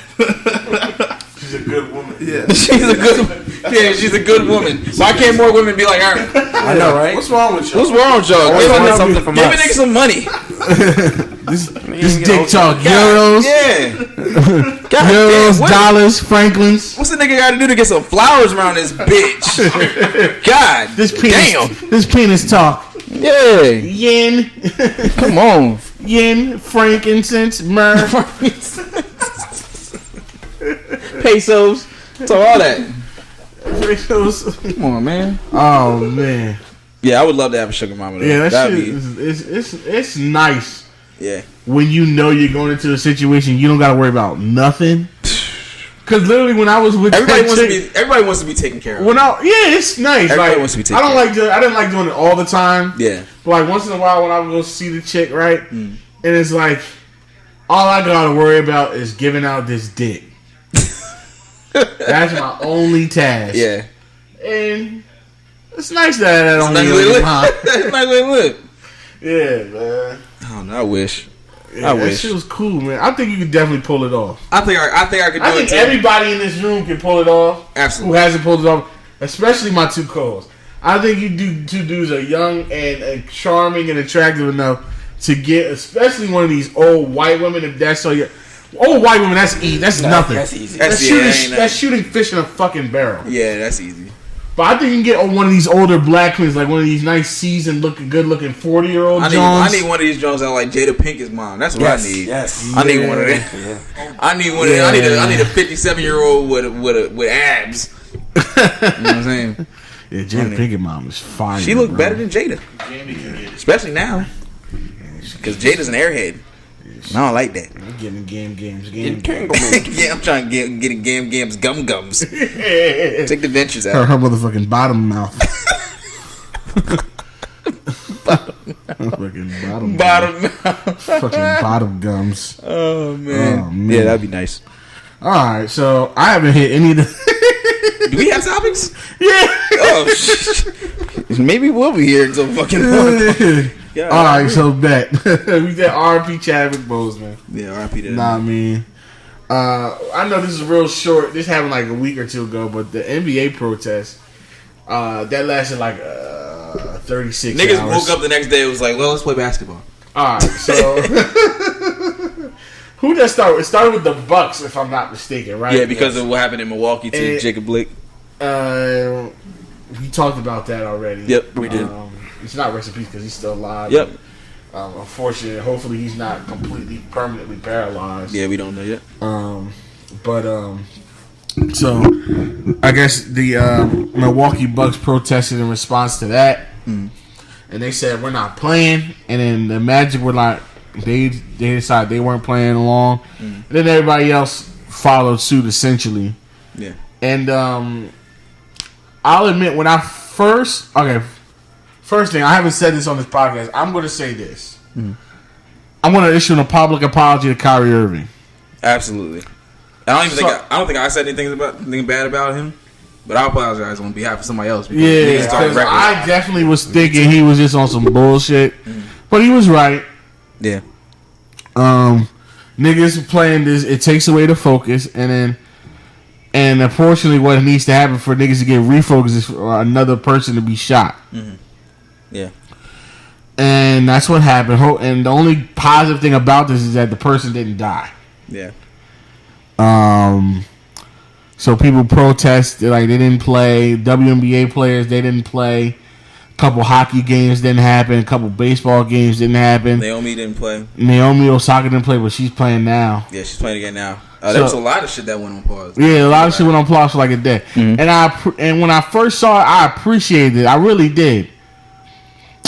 Now, be honest, guys. Were you guys disappointed when the next day they decided that they were going to they were playing again? I had mixed feelings. Yeah, I was definitely like conflicted, but I understood that, you know, they made it this far into the league, into the playoffs, and unfortunately, when shit happens, like life doesn't stop, and you know, them not playing anymore wasn't going to come to a complete resolution. Like basketball is just a game. Like it's not gonna, like nothing's gonna get solved. Right. Just from them stopping. And I think that it's unfair of us to ask this of athletes, especially NBA players. And like we're the only ones. Only group of people that do that. We're the only group of people that we ask them to give up their whole livelihood for this cause. Mm-hmm. We don't tell actors to not be in movies. Yeah, you'll never. We don't tell rappers to stop making music. Yeah. We don't tell regular workers to stop working. You get to go to work. I get to go to work. Everybody gets to work, but athletes apparently they're the only group of people that's like, if you're standard. Really down for this, you'll stop working. Yeah, which is, and when you think about it that way, it's pretty nuts. Yeah, that actually doesn't really make sense. That we demand that everybody else can keep working, but except athletes. Yeah. Also. Yeah, imagine if that situation happened and then like you try to go to Burger King and niggas just like, yo, I want my Whopper. Fuck like, justice. Nah. If you go to Target and niggas are just standing at the fucking register like just imagine we actually go down to Waffle House. Yeah. And I want my and niggas just behind the register. And I want my goddamn All-Star. Nah. And motherfucking Manny Fresh. Nah, niggas dying. Manny Fresh and fucking Niecy Nash's wife is sitting there. That caught me by surprise, by the way. Not making my goddamn it. I want my cheese eggs, bitch. Manscaped. Before you go in, Manscaped. Manscaped. Nah, that didn't catch y'all by surprise. That caught me by. Nah, I had no idea. That threw me for a loop. I had no idea Niecy was getting down like that. I didn't know that her divorce was finalized yet. Who's she divorced? Did you know that she played her studsman now? What? Her studsman. Her studsman now. Her studsman. That's what they call it? Yeah, her studsman. He's a whole ass. That's the real term, though? No. Yes, it is. No. It's a studsman. I've never heard of that. I have never. He's not down with the community like I am. I'm an ally. They call them studsmans. Ask a gay chick. They call them studsmans. This. Well, I'm not. I don't know why it's so funny. Bullshit. I don't know why it's so funny. Now, wait, in Urban Dictionary it says, a very weird combination. I'm done, bro. I'm done. All right. Go ahead. So her studsman played the music at her wedding to her original husband. Like what? Oh, the studsman was the DJ? The studsman was like a guitar player. Wow. Yeah. Wow. And who was her husband before? A sad nigga now. A sad nigga. A sad nigga now, yeah. Damn. Her motherfucking studsman. Jessica Betts. She's a singer. I never heard of her. Let me see. Yeah, I think I don't know what she does. I know she's a musician, but I don't know if she like sings or anything like that. Yeah, she's a singer. Yeah. So that's what she does. Wow. You think she's cute? Who the studs? she look like my cousin from North Carolina, bro.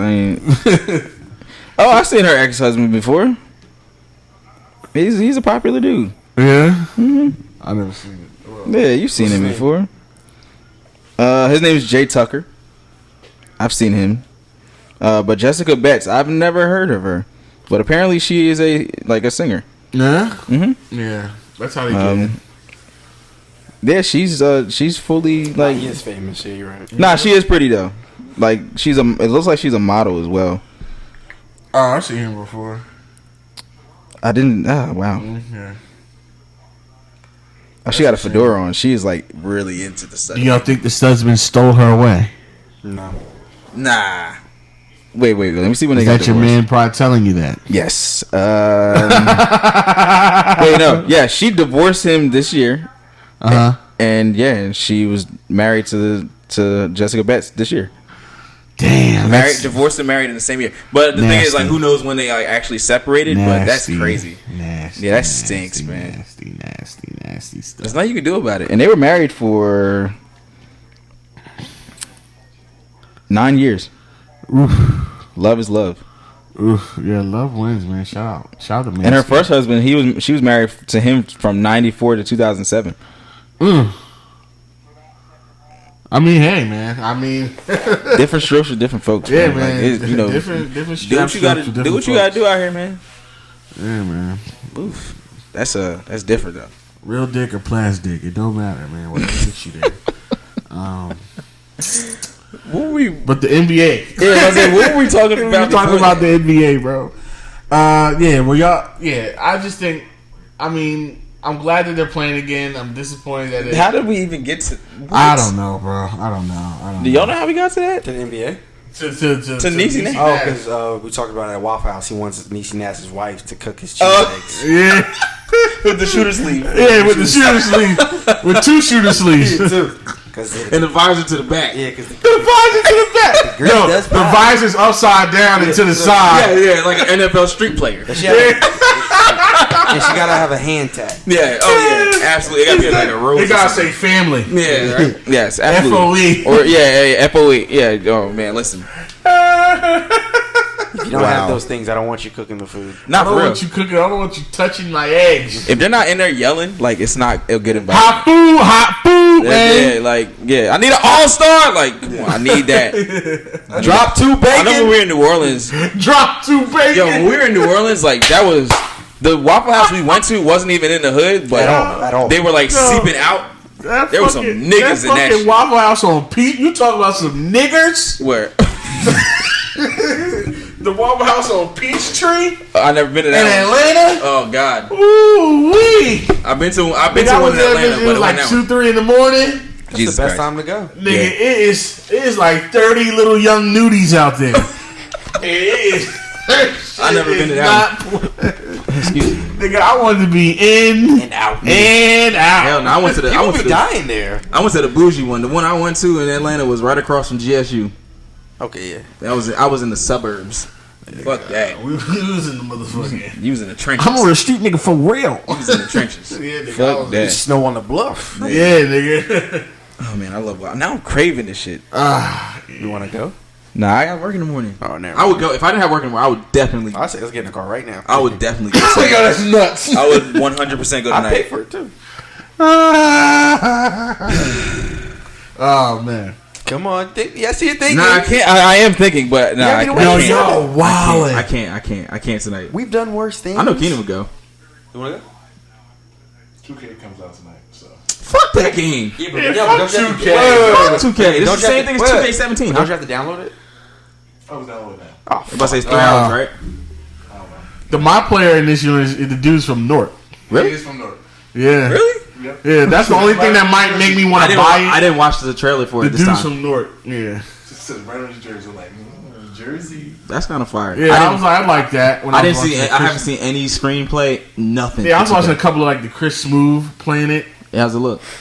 The same? It's the same shit. Yeah, it looks the same. I don't like how the actors they have in it. Like Madden is very different. I was just playing that before I got here. the Madden is super different. The Madden story, Yeah, super trash. it's not.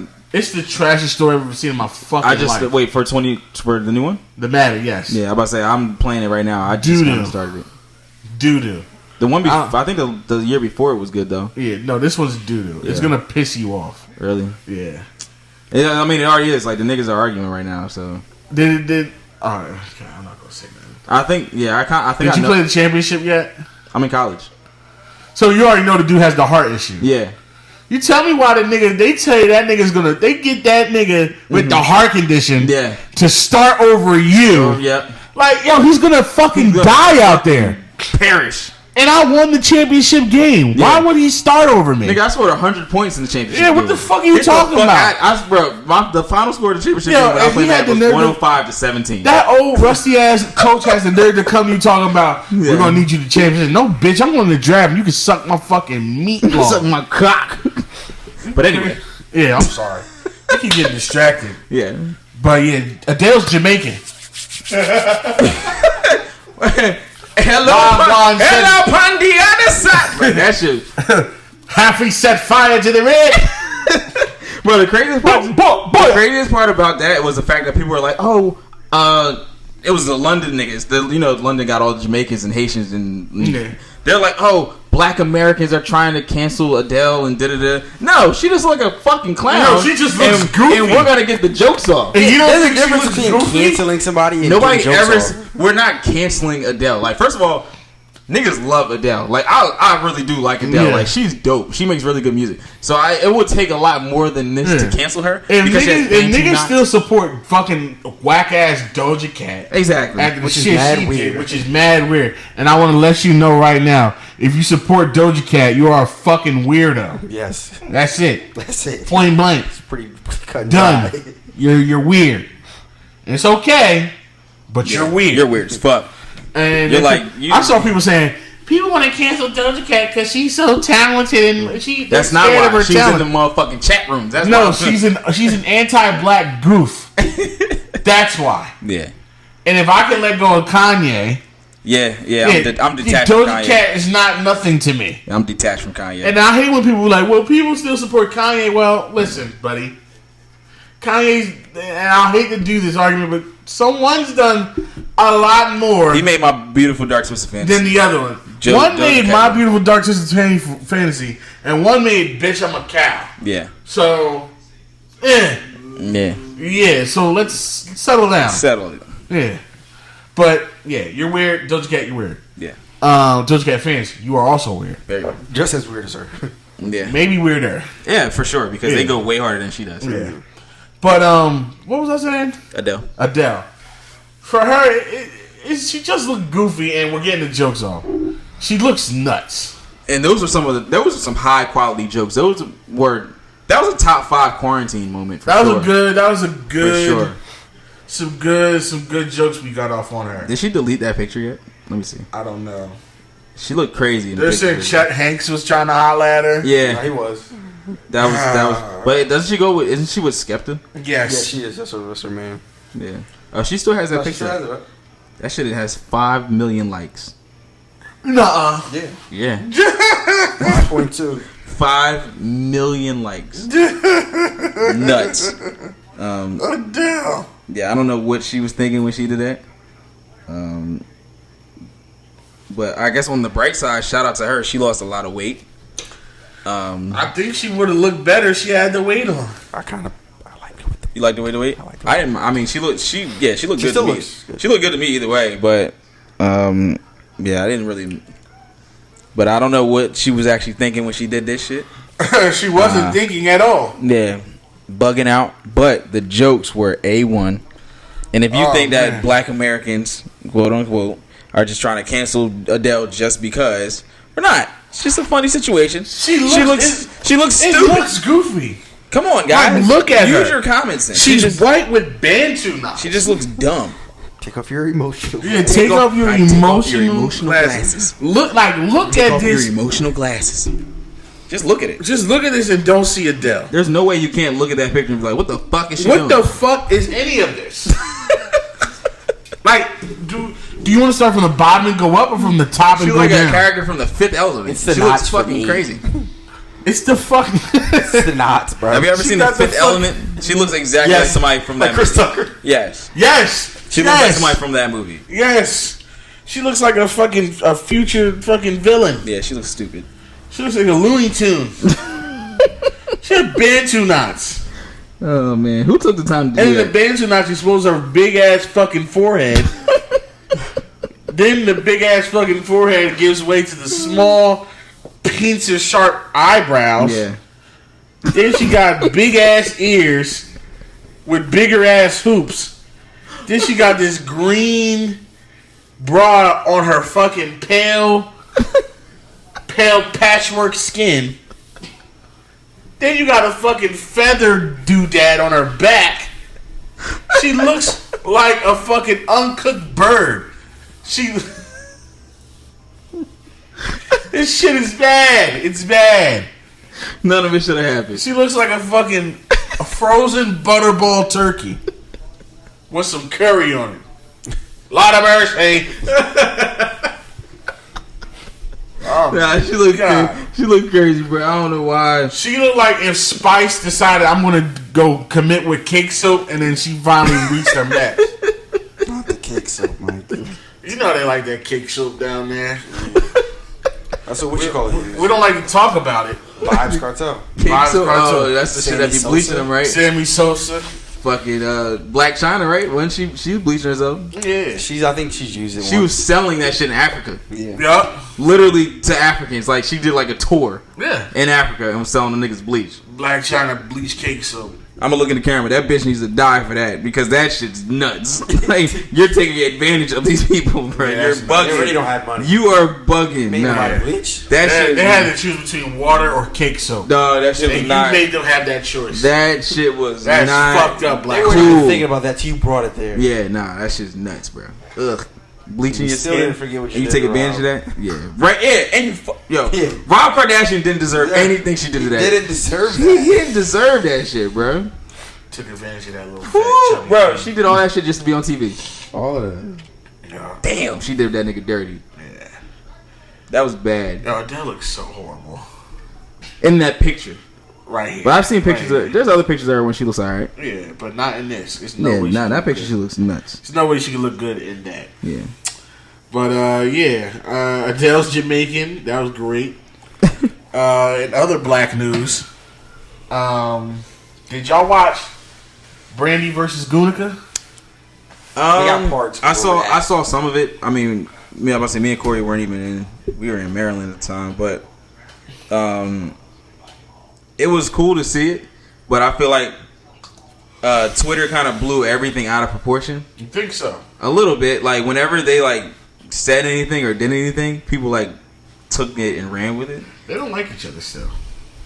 Where can you I don't know how they don't like each other. How can you They like do not like each other. How could you come to that conclusion? Of You can tell while watching their energy. They Really? do not like each other. I feel like whenever Well, I watch, if anything, if it may not like each other, but definitely Monica does not like Brandy. Like she don't like her. okay, how could? How, And how do you- I think it's a situation where Brandy is just very naive. She's very naive, and she's her. And she's probably just annoying. Mm-hmm. You know those people that you know that they're annoying, but they don't know they're annoying. Yeah, they don't be doing nothing, but they're just annoying shit. And they don't really notice that people around them probably like, yo, they don't really fuck with them shit, like that. yeah. Monica punched her in the face. Huh? Monica punched her in the face years ago. Oh yeah, at the award show. Yeah. I didn't know that. Where did the beef Yeah, you didn't know that? I did not know that. That happened? Yeah. Because Brandy looked like she was about to say something. Looked like she was about to say something. Alright, so it's probably no problem, man. But like, they haven't talked in 8 years. Yeah. Yeah, Brandy mentioned that. Yeah, or not even talking. She said that they haven't been in the same room. I think they've spoken, but they have not been in the same. I mean, I don't want to be in the same room with somebody after they fucking duck me in the mouth. Yeah. I want to avoid them. It was stupid. It was just. It was more of just like an ego thing.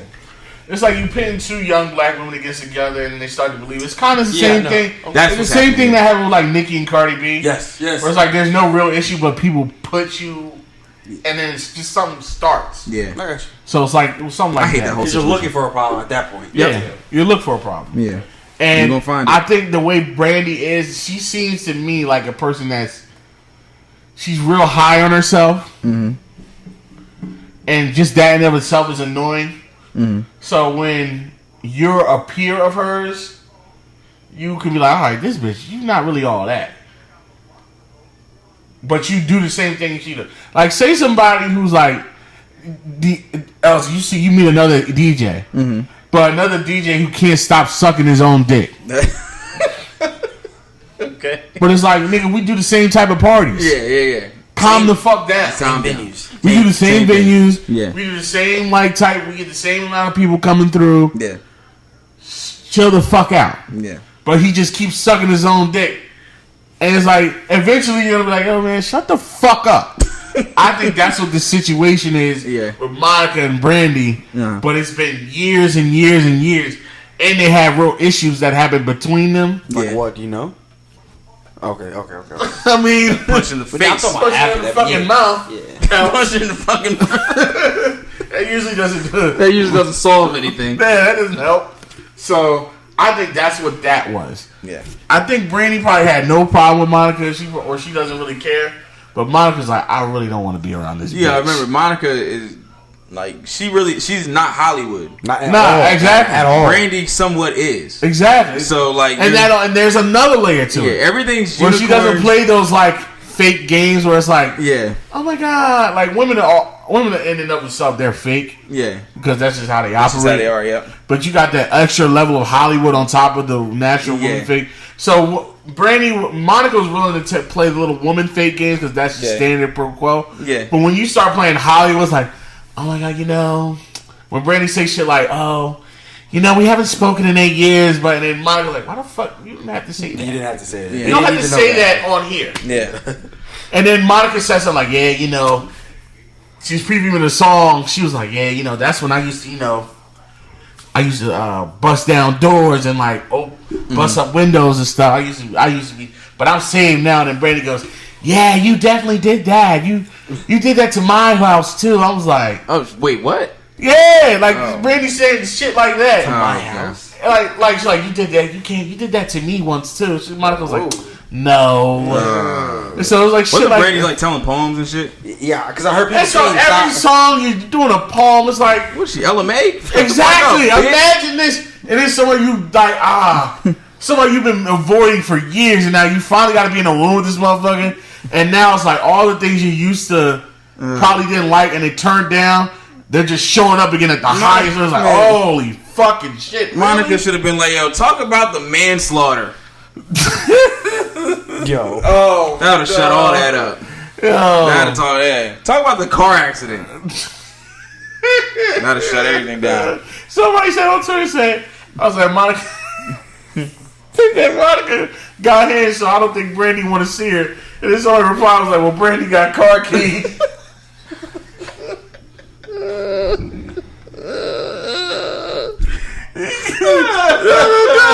gotta even it up. She got her fucking beep. She got her fucking car keys. She'll do it to you. She'll do it. I'll fucking do the gap. Yo, I'm murder. Guilty. He's in murder. Guilty. Y'all fucking do it again. Oh fucking. I'll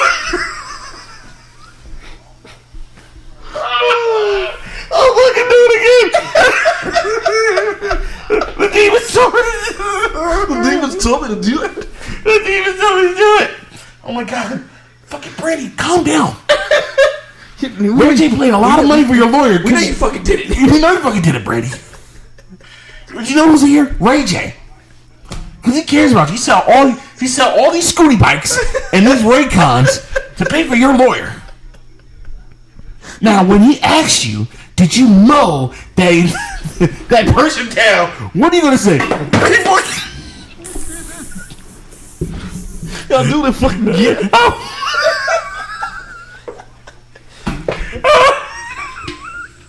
Oh my god, bro! Getting guilty. Hakeem told me to do it.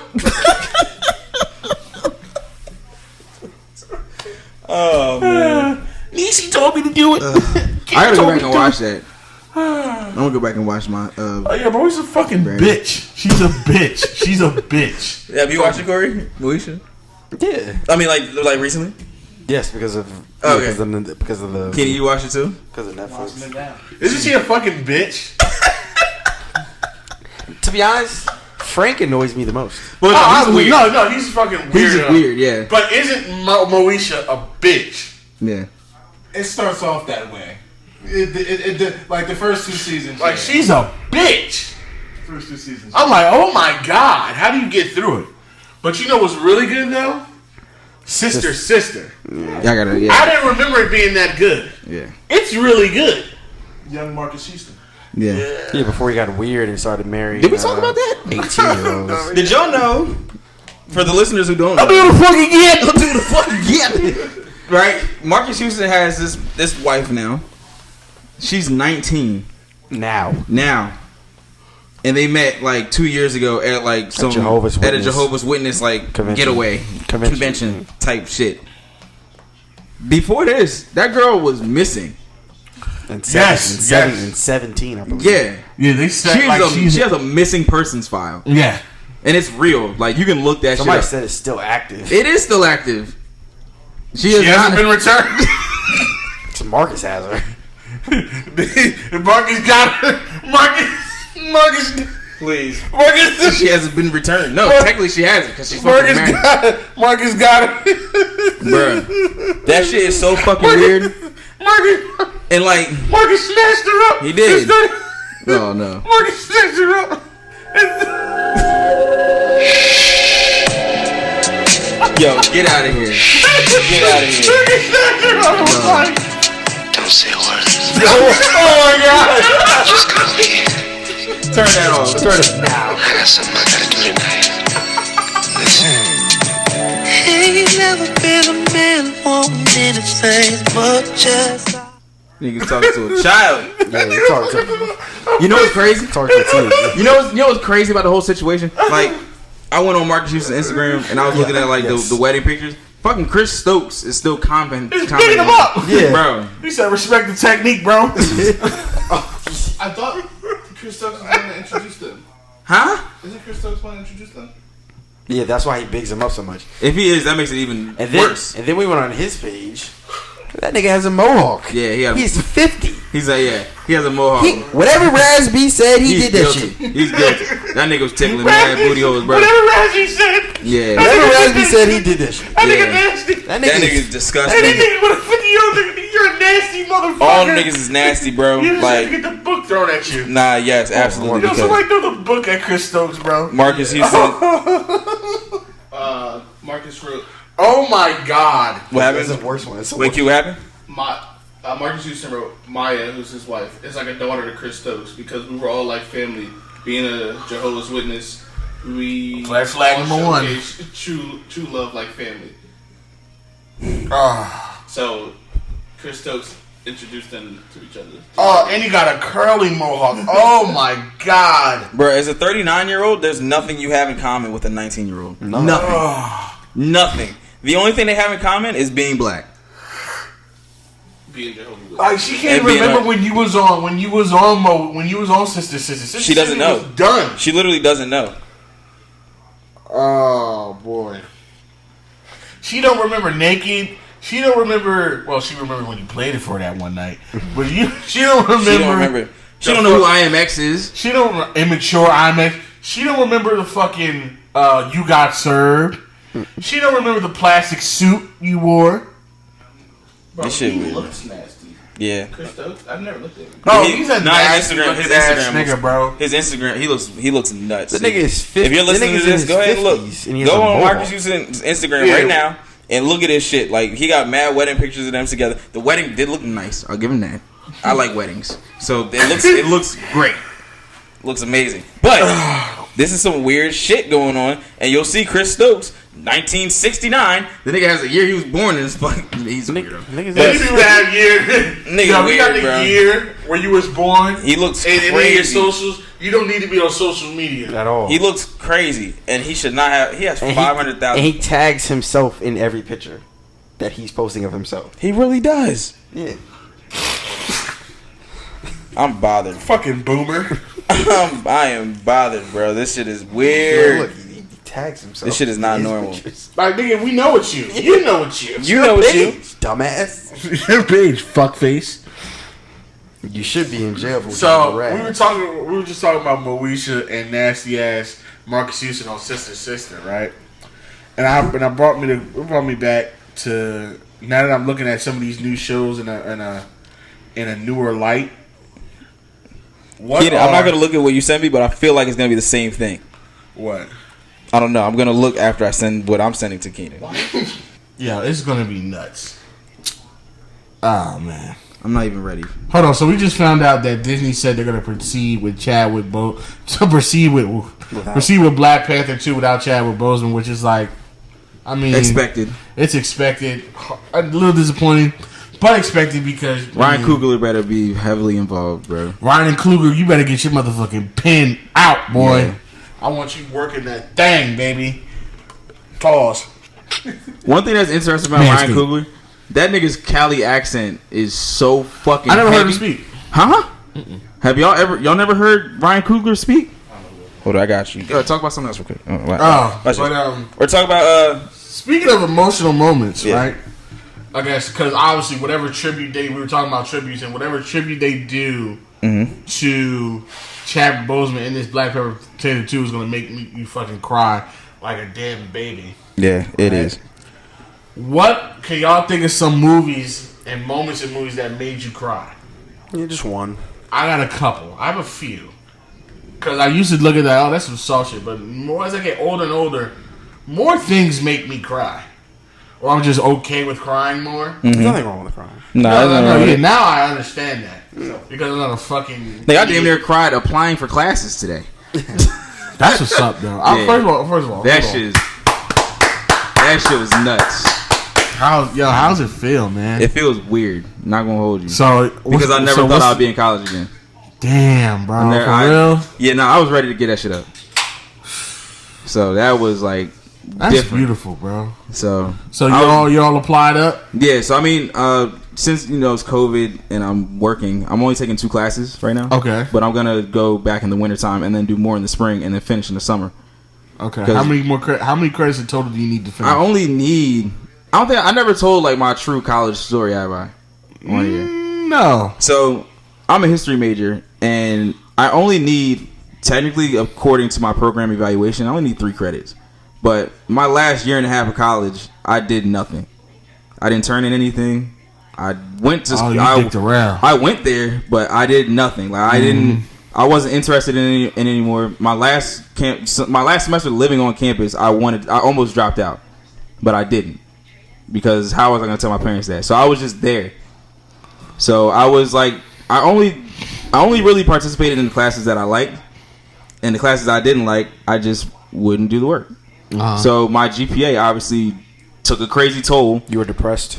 Yeah, I think I was, but I didn't know what it was. Yeah, that didn't hit me till after graduation. Yeah, so mine hit me on camp, like going. I was driving. I was a commuter, so I was driving an hour to school, driving an hour back. So it was hard, and I was like, I wanted to drop out, but my parents were already paying for it and everything like that.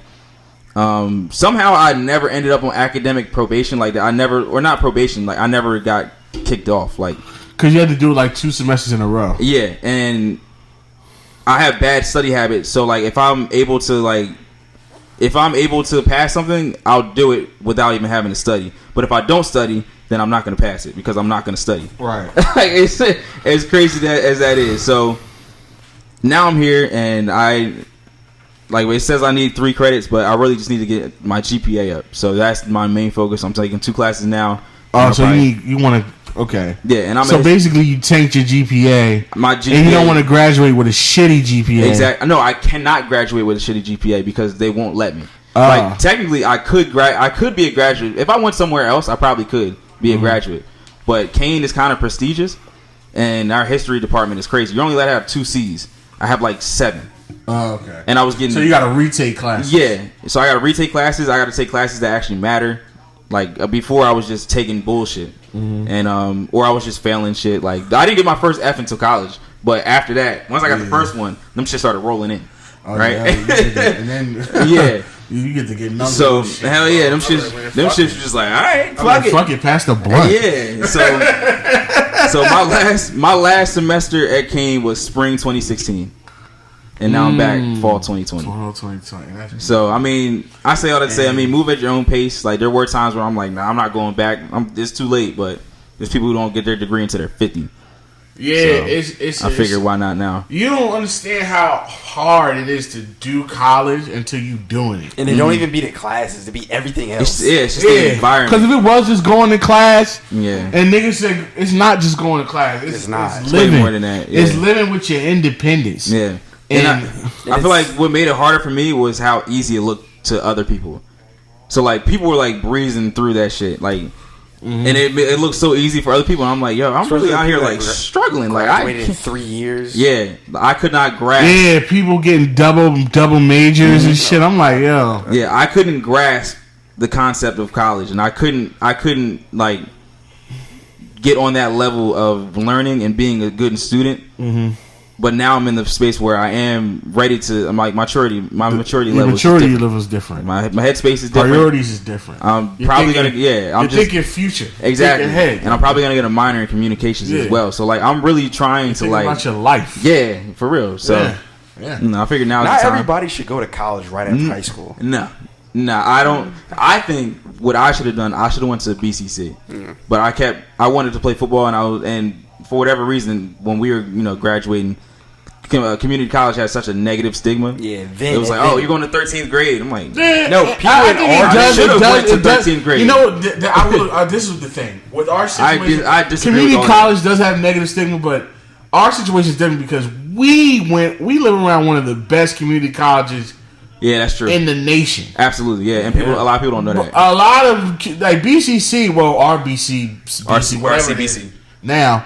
That's a great community college. Yeah. Now, so I mean, the average community college probably ain't shit.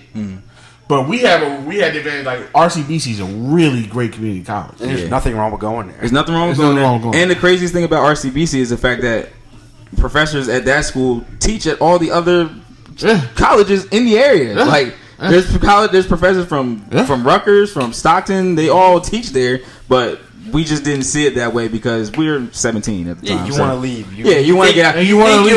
You want to get out of there. But if I could go back and change it all, either I would have went to BCC or I would have went to Del State.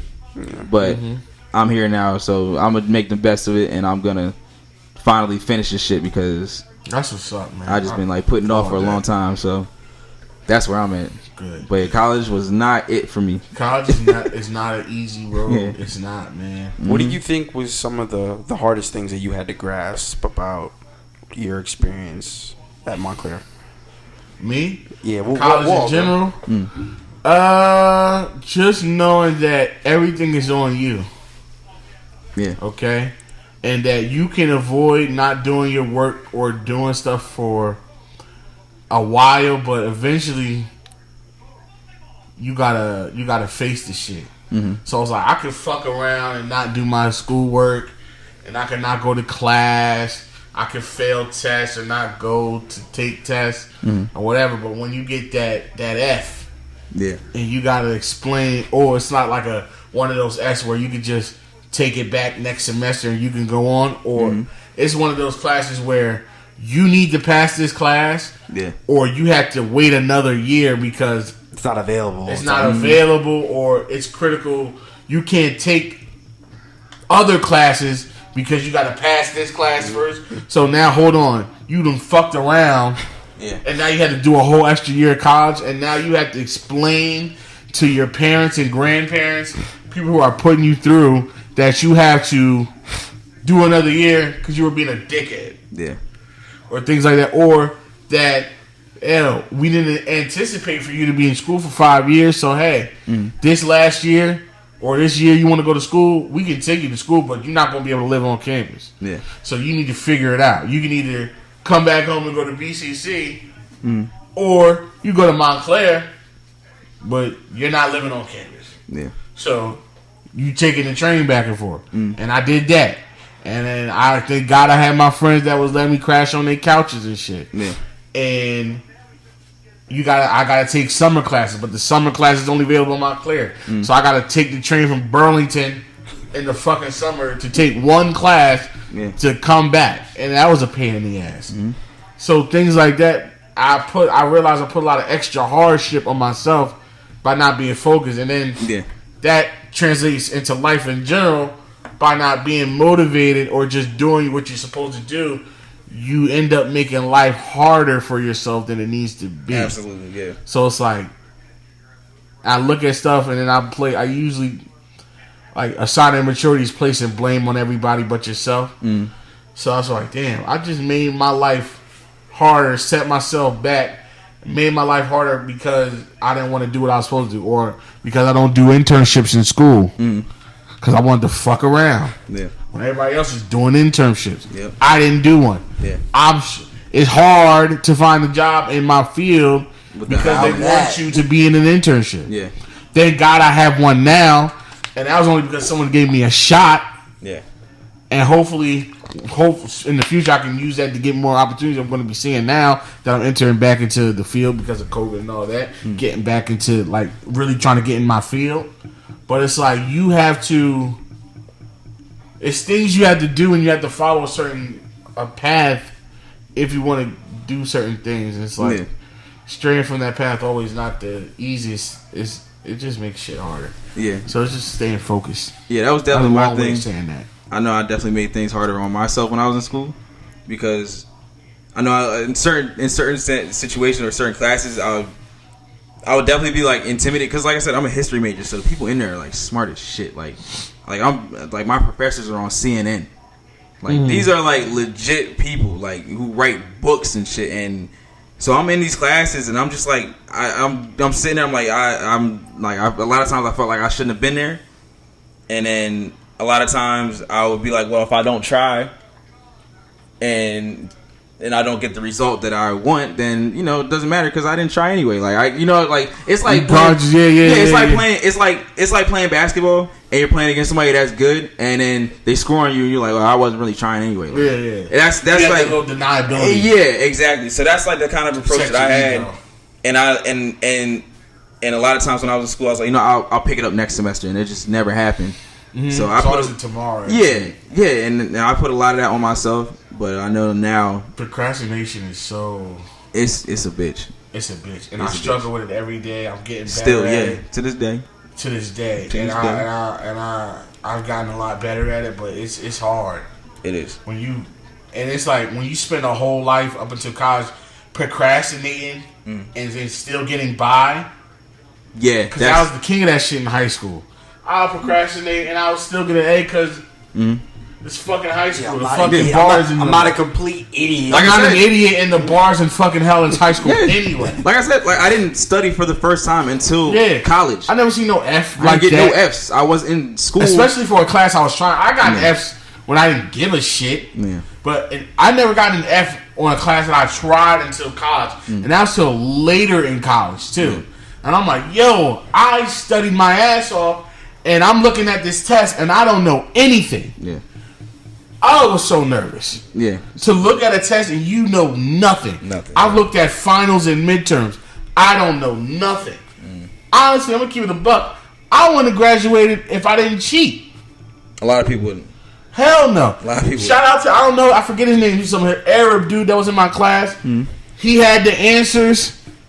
He was like, he looked at me. He was like, and he was like He was my partner for a group project. And I didn't really want to be his partner, but he needed a partner. So thank God I took him on as a partner. Yeah. We was like, yo, you do your part, I'll do my part. Boom, we come together, boom. And then, his girl was in the class with him. He got the answer from his girl. He could see me across the room struggling. He's like, bro, I'm going to send you all that. He's like, yo, I got you. Boom. And he just texted me because you could use your phone and all that for open answers. Wow. He's like, bro, you need the answers? Like, fuck yes, I do. Wow. Send me all those shits. And I passed. Whew. And I needed that class. And if I didn't pass it would have been another semester. Yeah. So, hey. You gotta do what you gotta do. You gotta do what you gotta do. In college, you gotta get that shit done. But you gotta get that I'm shit not done. Encouraging that. Nah. But it's like. It won't encourage it. It's one of them things where I study my ass off. It's just. Yeah. What about you, Corey? It's hard. I think for me, it was being away from home. Yeah, you went the furthest. You went the furthest. I went to Florida and none of y'all left. Nope. New Jersey. Everybody's still here. So and that's when you was starting to get cool with us too. Yeah, that was like and it was just like I was not mature at all.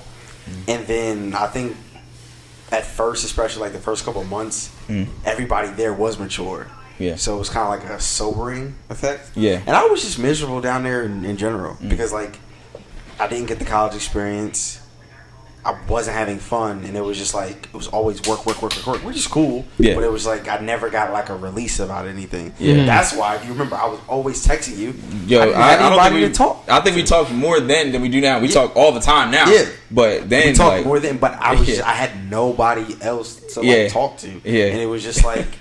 Yeah. I'll never forget. We told the story on here when I sent this nigga a chicken sandwich on the Chick-fil-A app. Yeah, and he didn't know you could do that. He literally, I don't think you ate for like a day or two. Well, and I mean, like, so if you're listening, like everybody here knows, but like I was just like, I went to school in Florida, it's Daytona Beach.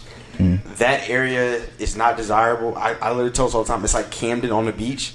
So when I was a freshman and for like orientation, they were like always like, oh, well, we'll give you a job on campus because there's no opportunities outside of campus. Yeah. So for my last year, because I double majored because I had to, and then on top of that, I was dicking around like the same shit with you. So I had to stay for the summer in order to graduate. And I didn't have a job. I had no money. I think at that time I had I'm not even exaggerating. I probably had like $3 to my name when that situation happened. Yeah. And I had ran out of ramen that morning. So I was like, well, I guess I'm not eating dinner. Yeah.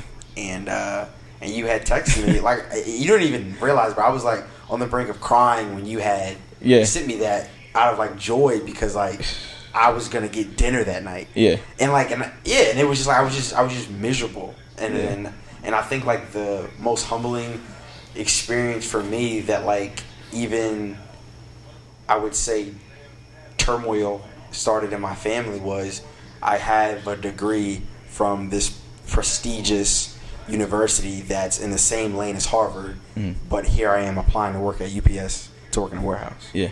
That was like it's America. That was like that America, was like bro. Busting up my back. Yeah, busting up your back. Yeah, that was like, and I won't say traumatic, but that was like it took eye opener for real. It took a big blow to this pride. It took a big blow to my pride as a person that is prideful, and I think it took a blow to like my confidence. Like I just it's like what am I supposed to be doing? Yeah, like if this didn't work out, then what would what was all this for? Yeah, what was all this for? Like, what was starving for? Yeah. What was going that far for? Like, watching my friends go to like Fright Fest and I'm in my dorm and you couldn't make it. I was miserable. Yeah. So it's just like it's one thing if you get your dream job, and not everybody's lucky enough to do that, but it happens, and you see that on Instagram. Yep. But if I'm waking up at 2:30 a.m.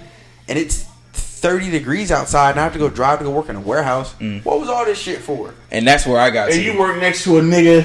And I was working next to niggas that had hand and face tats. Yeah. You were fucking I was there. I was there. I was there. Yeah. No disrespect to them niggas, but it's like, they didn't do what I did. Yeah. And that's the point I got to when I was like, I have to get back in school. Yeah. Because I felt I was going through the same thing. Like, what am I gaining? I gained nothing from going through all of this. I'll never forget. We were at UPS and we had our manager was just like, "Be careful," and I was like, "For what?" They was like, "Yeah, they just hired somebody. Apparently, that nigga just got out and he caught a body." Like, nigga, like what? That shit was nuts, bro. Be careful. That was a jungle. He was telling that as a joke, but he was serious about that nigga's record, and it's just like at that point, it was just like. I'm working next to murderers. Yes, literally. I'm working like what I went through all of this school and shit for what? And most people don't. Most people they don't know. I didn't even go to my college graduation. Yeah. Because I graduated in the summer and the ceremony's in the winter. And at Embry-Riddle, because I seen this on Instagram, they asked because it's a very small school. It's a very prestigious school. So everybody typically has a job before they graduate, typically, right? So, and when you get your diploma, they ask you where you headed. Yeah. And I wasn't gonna say I'm at UPS. That was like the last bit of pride I had. I said I would rather not take pictures and graduate than to say that. Yeah. That's like Keenan. Y'all know your story is a little different because you went to like. Were you at prep school first, right? Yeah, but I mean college. my freshman year of college, my first semester, I got kicked out of school. Really? Kicked out. I got home from winter break. At the school you went back to? Mm-hmm. I was literally home from winter break. It's like a day or two after Christmas. I get an email. You are required to withdraw from school for my grade. I had like a 1.8. Wow. Required to withdraw. Yeah. First semester. Yeah. No warning, no nothing. That's nuts. Damn. Required to withdraw. I appealed it. Had to write this fucking like 15-page appeal about what the fuck I did wrong, how I was gonna fix it. Like crazy shit, like about just like why to let me back in school. Mm-hmm. I ended up getting let back in, and then I graduated on time, 4 years. But That's insane. That's very rare. yeah, And you're an athlete too, right? Huh? And you're an athlete. Yeah. Oh yeah, all four. Yeah. All 4 years. That's super rare. Yeah. That's a kick in the pants. Like, Yeah. And then like the bitch that kicked me out, like I like went to her, like I had to go through her to like get back in. Mm-hmm. And she was just like, basically, was like, we don't think you have a strong enough support system to succeed. What? And then, like, she like was like joking with me on the phone. I'm like, bitch, you literally are like trying to like ruin anything possible. Like, you don't get kicked out. Like, went to a liberal arts school, a history major. You graduated as a history major? Bro, what the fuck? I didn't know that. Graduated history Shit. major. And it's like one of those, like, it's a crazy, like, right school fucking, it's ridiculous. Like, all type of shit, right? So they fucking had these extreme high standards. Yeah. And she's like, yeah, we don't think you have the fucking support system to succeed, yada, yada. Ended up getting back in. And, like, she left, I think, the next year. It was the academic. Oh, wow. Yeah. And then before I graduated, she had, like, hit me on, like, LinkedIn, like, it's like, oh, like, how are things going? And I'm like, bitch, I don't want to talk to you. Yeah, like, there's nothing to talk about. Like, I declined her shit. Like, Yeah. leave me the fuck alone, you stupid fucking whore. But yeah. You sound like me. Manscaped. But yeah, I got back. Manscaped. We need a Manscaped drop. We do a semester and end up graduating before. What? Perfectly fucking fine. Like, That's lit. no issues. But yeah, that was rough. Like having to tell my fucking dad that I just got kicked out of fucking school. How long did it take you to tell him? Like a day. Like I told my mom first.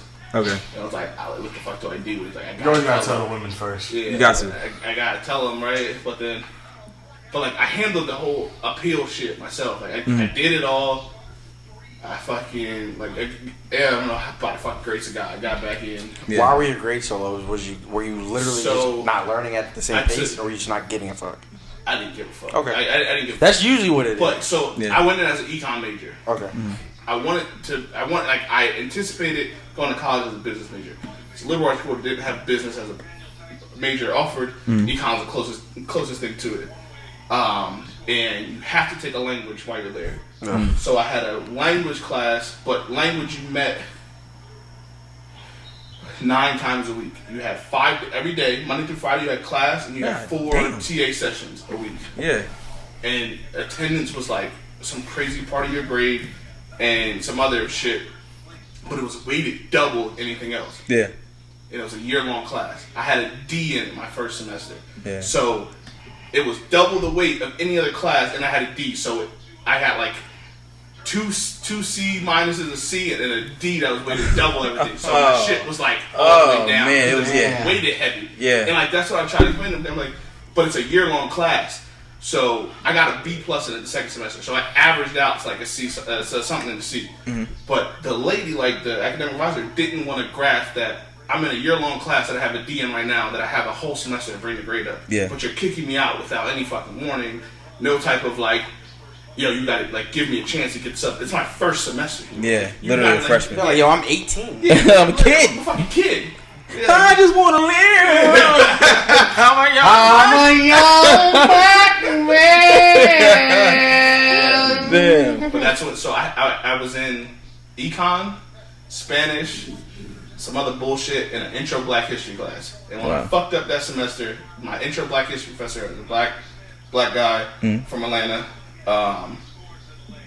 I went to him when I was writing my fucking appeal to try to get some type of like recommendation or whatever, because like I did decent in his class, and that's when I switched over to history major because of him. Yeah. And graduated with history major. That's crazy. Because college doesn't test how intelligent you are. Not at all. It tests how disciplined you are. It is not an intelligence. It might be more important. No, it is. It is. Because the people who graduate were the most disciplined. Yes. Like easily. Are you gonna go to class if your mom doesn't tell you to wake up? Yep. Or Yeah, Keenan, what about you? I know your situation is way different than probably any of our friends. Well, so I've been off and on in school since 2012. Yeah. Got kicked out of school twice. My worst regret is actually not going to school. I went to BCC and worked full time. First off, I don't know how single mothers do it. That's why they take a credit a semester, bro. I wasn't taking a lot of classes, but the thing is, like trying to work and then like balance then that. Going, oh, I need to get this stuff done. I'm young. I'm like, yo, I'm fucking doing this shit. Yeah. And I would literally wouldn't do the classes, and I literally got kicked out of 2 schools. So, but I'm like, now it's like, you know what? I wasted, because I've been paying for my school out of pocket all these years. Yeah. It's like, what are you paying for? Yeah, so it's like I'm literally paying. I'm just giving away money. So I'm like, all right, I'm done with this. I'm done. So now it's like I'm literally taking. I haven't stopped taking classes since last year. Okay. Last year, I've just been going through them because I'm like, I have to finish this. Yeah. I'm tired of it. I'm Yeah. tired of wasting my money. I'm tired. I'm so tired of being in a job that I don't want to be in. Yeah. Yeah. All I gotta do is finish. That's it. That's what the main focus is: being in a job you don't want to be in, bro. Because ever since I've been out of school, I'm a marketing major. All I've been in is call center after call center to mailroom guy to call center. My first day to customer service to bank teller. I don't want to do none of that shit, bro. My first day back at work, walking in that bitch, I was like, oh hell no. I'm not, and I work at a gym. My job is easy, but we're just walking in there and feeling like I don't need to be here anymore. Yeah, that's what really did mentally it. You're already tapped I'm tapped out, and like the thing with me, like my last semester at Kane, the reason I didn't go back for it because spring 2016 was my last semester. I was gonna go back in the fall. Ran out of financial aid, and my mom was like, "I can't help you." My dad was like, I can't help you." Grandfather, grandmother, sister, brother, nobody can help me. So, and this, like, I wanted to go back, but at the same time, I knew mentally, I was like, if I go back, I'm literally going to waste everybody's time. Like, I was just being in school just to tell my grandpa, yeah, I still go. Like, but, I guess at the same time, it was like a blessing because now I'm going to be paying for it on my own, and I'll, like, I'll care more about it.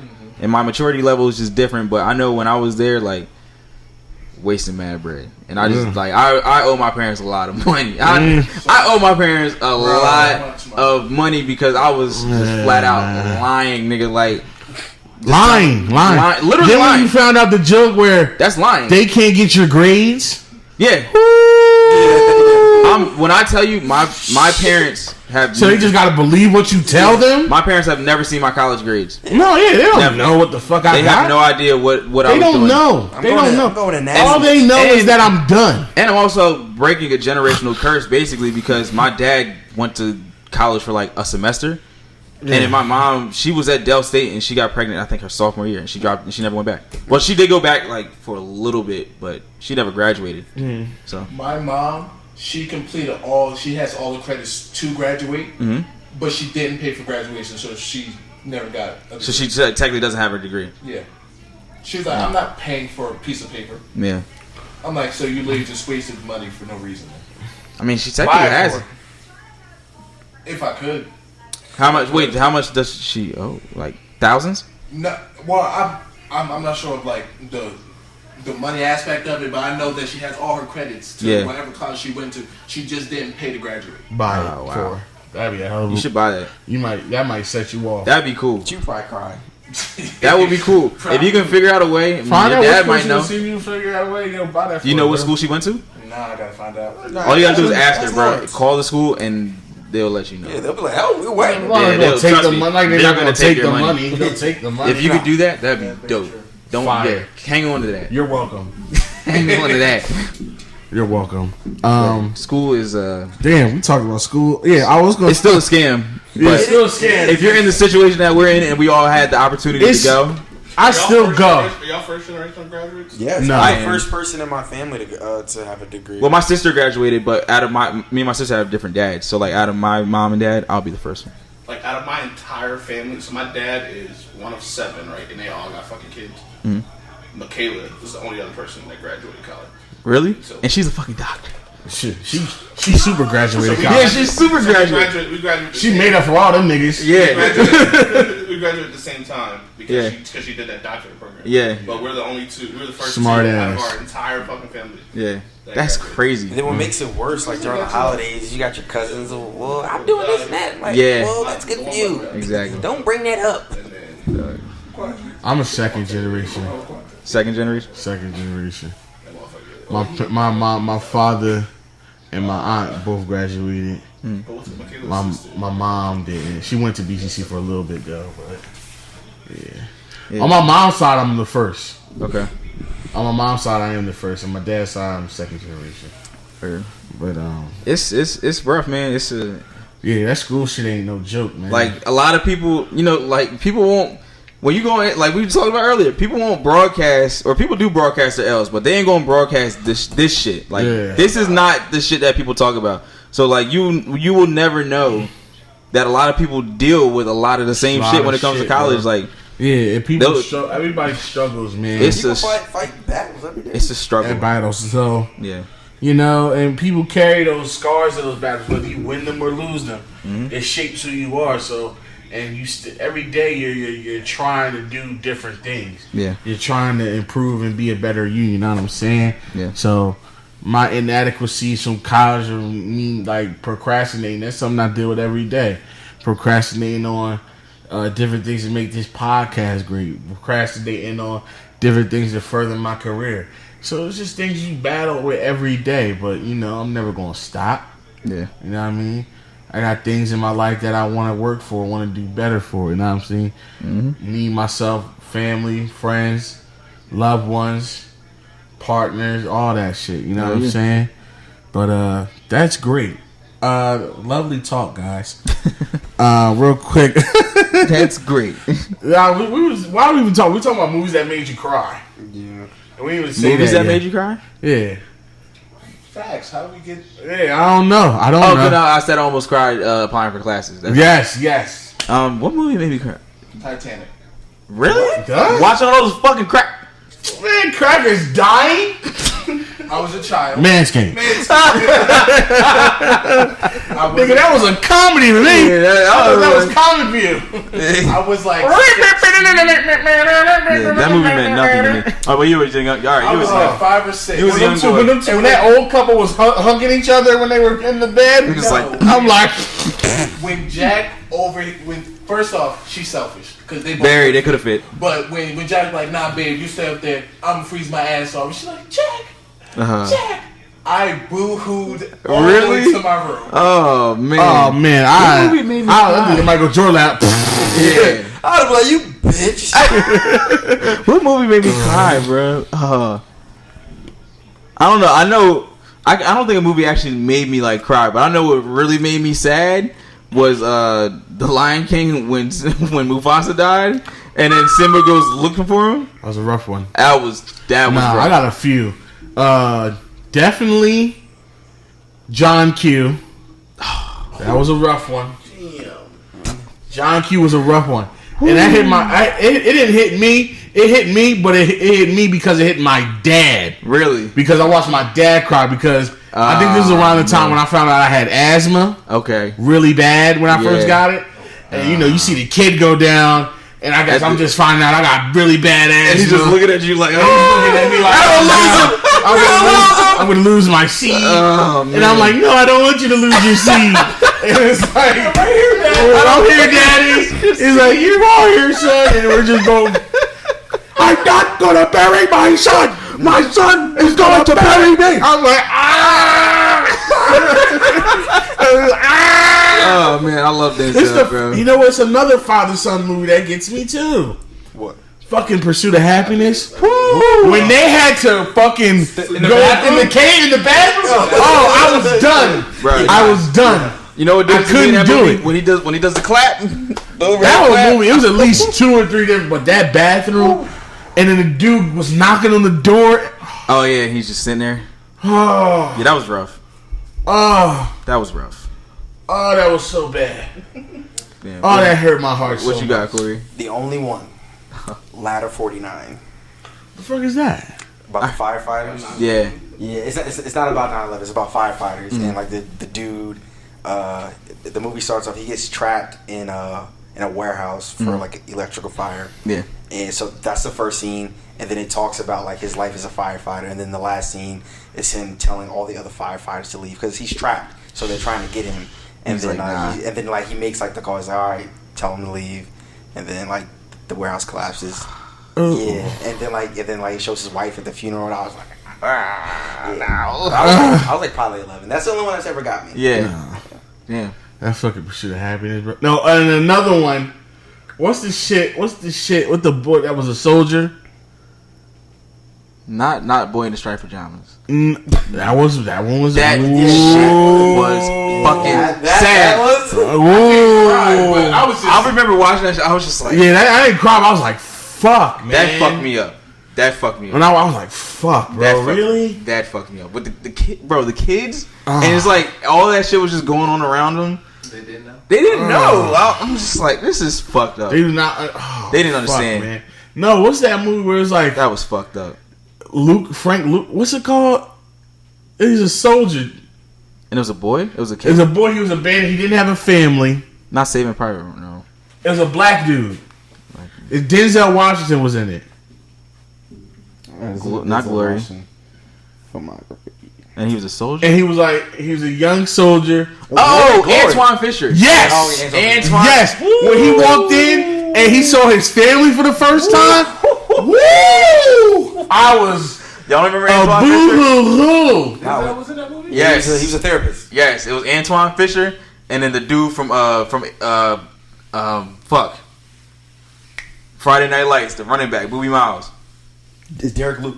Yes. Derek Luke. Well, I know Derek Luke, but I haven't seen that movie in years. The only thing I remember is that Denzel Washington was like the commanding officer. Yes. his slash therapist. babysitter was trying to play with him. Yeah, get in the basement. He was molested. That shit was. This is actually based on a true story. That movie was fucking nuts. I'm still standing. I'm still strong. That movie was nuts. When he walked in, he first finally met his family, and when he met the grandma. Oh, Nigga. oh, That's how she greeted him. Nigga. Yeah. Because that's what they called him. oh. That's whoo. Goddamn. Yeah. You got any movies, Joe? He too much of a real nigga for this shit. He's like, y'all niggas be crying? Y'all cried before? Y'all niggas shed tears? I cried in this. Crackers. Does a Super Bowl count? Nigga, that Super Bowl hat. Nigga. I almost cried for Nigga, remember I was joke crying and then it turned into a real cry? Oh, yeah. We literally threw a party in my basement. Oh, yeah. I never moved so much. I jumped over the couch with no running start. Trying to thank you. The fucking G Baby got shot. Oh wow. Hardball. Yeah. that was rough. G Baby hurt way harder than Lil Saint. Wait. Yeah, Because you actually saw the dead kid. Yeah, like they just came back one day and it was like, yo, Lil Saint. Like, Yeah, they said, yeah, Lil Saint not here. but when the nigga went crazy in the hallway and he punched the wall, Yeah. I felt that shit because that nigga was acting his ass off. Oh, man. That was good. God damn, that was a good movie. Fuck. Whew. Yeah, man, them fictional deaths be Yeah, they hit. they be heavy, but Black Panther. Oh, When they do that, I'm gonna be inconsolable. With the Paul Walker thing. Nah, Paul Walker, they got me song. teary-eyed. I didn't cry. I got me teary-eyed. How'd y'all feel about Spider-Man? Spider-Man and then Iron Man at the end. You know what? I don't feel so good. I was sending. Nah, when he was like, I don't feel so good, Mr. Stark, I was like, no. I didn't even watch that in the theater. I saw that like by myself. I was like, oh fuck. Nah, I seen that shit in the theater and I was sitting there. I Chills. laughed at that part. Huh? I laughed at that part. That part was hilarious. What? I don't feel so good. You're a psychopath. Yes, You're a fucking psychopath. Do you fucking shoot squirrels with BB guns? You did. That nigga skins crickets. You like setting things on fire? That nigga skins cricket. That nigga pulls the legs off a daddy long leg. Fucking psycho. Use them as toothpicks. And walks away. He just leaves the little body there. He leaves them all but one leg. And just says survive. Survive. I'm your god. I make the decisions in your life. He makes roaches do gladiator battles to the death. And then he just smashes them both. This nigga skins crickets. I have never heard of that shit ever. I said there is no victory. Yeah, fight to the death. JK, you all die.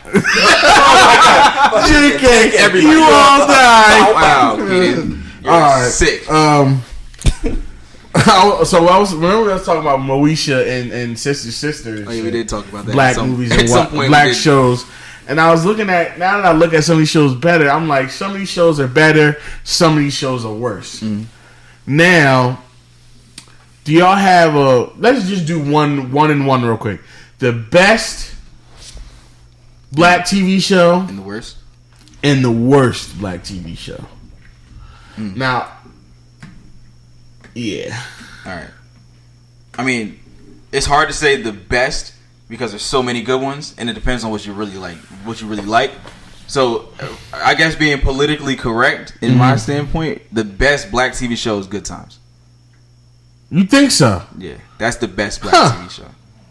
I disagree greatly. That's the best black TV show because the impact and what it meant to black television. All right, no. I'm talking not impact and what it meant. I'm talking about quality of show. The show itself. Martin Is the worst? the best. Oh, okay. Martin is the best to you. I think to me it's the Fresh Prince. Hands down, the Fresh Prince. Yeah, the I first. think the worst for me is probably Eve. Does that? I don't even know if I can count that. I don't think you can count that. Shows That's that have like shows one that or are on two UPN seasons. don't count. Okay. Oh, because I definitely was going to say the Parkers because the Parkers was some hot shit. Yeah, Parkers was hilarious. It was. There's no way that's the worst show. The Parkers was hilarious. doo ass. That series was That hilarious. shit sucked dick. No, it did not. The worst. No, It's it hard. did not. That's down there. It might not be the worst. It's close. It's close. It's down there. Nah, it's down there. It's down there. Yeah, it is, bro. The Parkers is horrible. Yeah, it's not the best TV. You know what's a real good one that's not talked about a lot? Smart Guy. Oh, that's Ooh.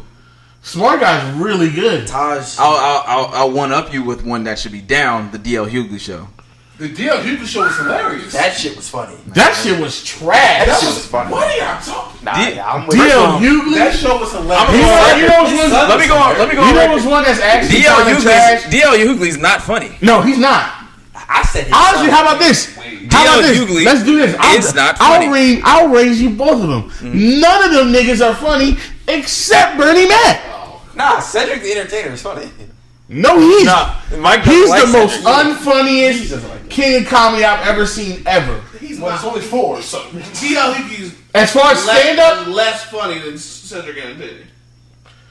I want to stand up. In life, said DL. Hold on, no. In movies, Cedric the Entertainer is great. I think Cedric is But I'm funnier than talking him in about- stand up too because DL all he does is talk about white people do this, white people do that. That's his whole. I thing. give That's all he Cedric, I give does. DL Hughley the edge because DL Hughley can improvise and crack on people in the crowd, and he does that very well. He is good at that. I'll give him that. And that's very funny. He is good at that. Cedric, he's like the I've N1. never laughed He's at like an any. N1 street baller. I've never. I would and one shoot but I would take hot sauce over like Raul Nito. Tread lightly. Raul Nito. Yeah, he's in the league. For entertainment standpoint. He's in the league, but it's like yeah. that nigga just got some drug charges. That's the only reason why. You know what I'm hearing? Yeah. You know, DL Hughley be saying the F-bomb a lot. Yeah. So Yeah. you know what I'm saying? Okay. But I've never laughed at anything Cedric the Entertainer has ever said, not in a movie ever or a TV Not show. even the Jerry Rice joke that I sent you. Cedric the Entertainer is funny. So wait, you didn't think he was funny in the Steve Harvey show? I said TV show or movie. He's funny, but he's talking about stand-up. Stand-up? Oh, yeah. Horrendous. No. It's not funny. It's not horrendous. I've seen. He's not funny at all. The Jerry Rice bit was funny. No. He's funny, bro. Stand-up, he's not it. D.L. Hughley is a little bit better, but he's not it. Steve Harvey is good. I was like, Steve was up here. Steve and is Bernie good. Mac was like, but Bernie Mac is just so much ahead of them niggas where it's not fair. Yeah. But Steve Harvey's very good at it really stand-up. wasn't fair. He's very good. They broke He's up very because Steve wanted more money, right? Really? I didn't know that. They broke up for a reason.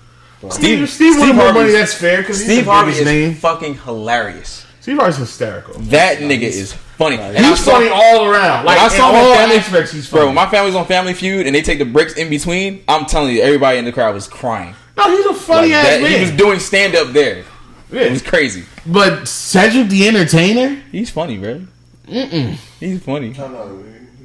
Stand-up wise, no. that's what I'm talking about. Stand-up wise, You know, all right. Well, going back to TV shows, where are we putting My Wife and Kids? Because I feel like that's top 5. I'm about to say, I feel like it's, for whatever reason, it's underrated.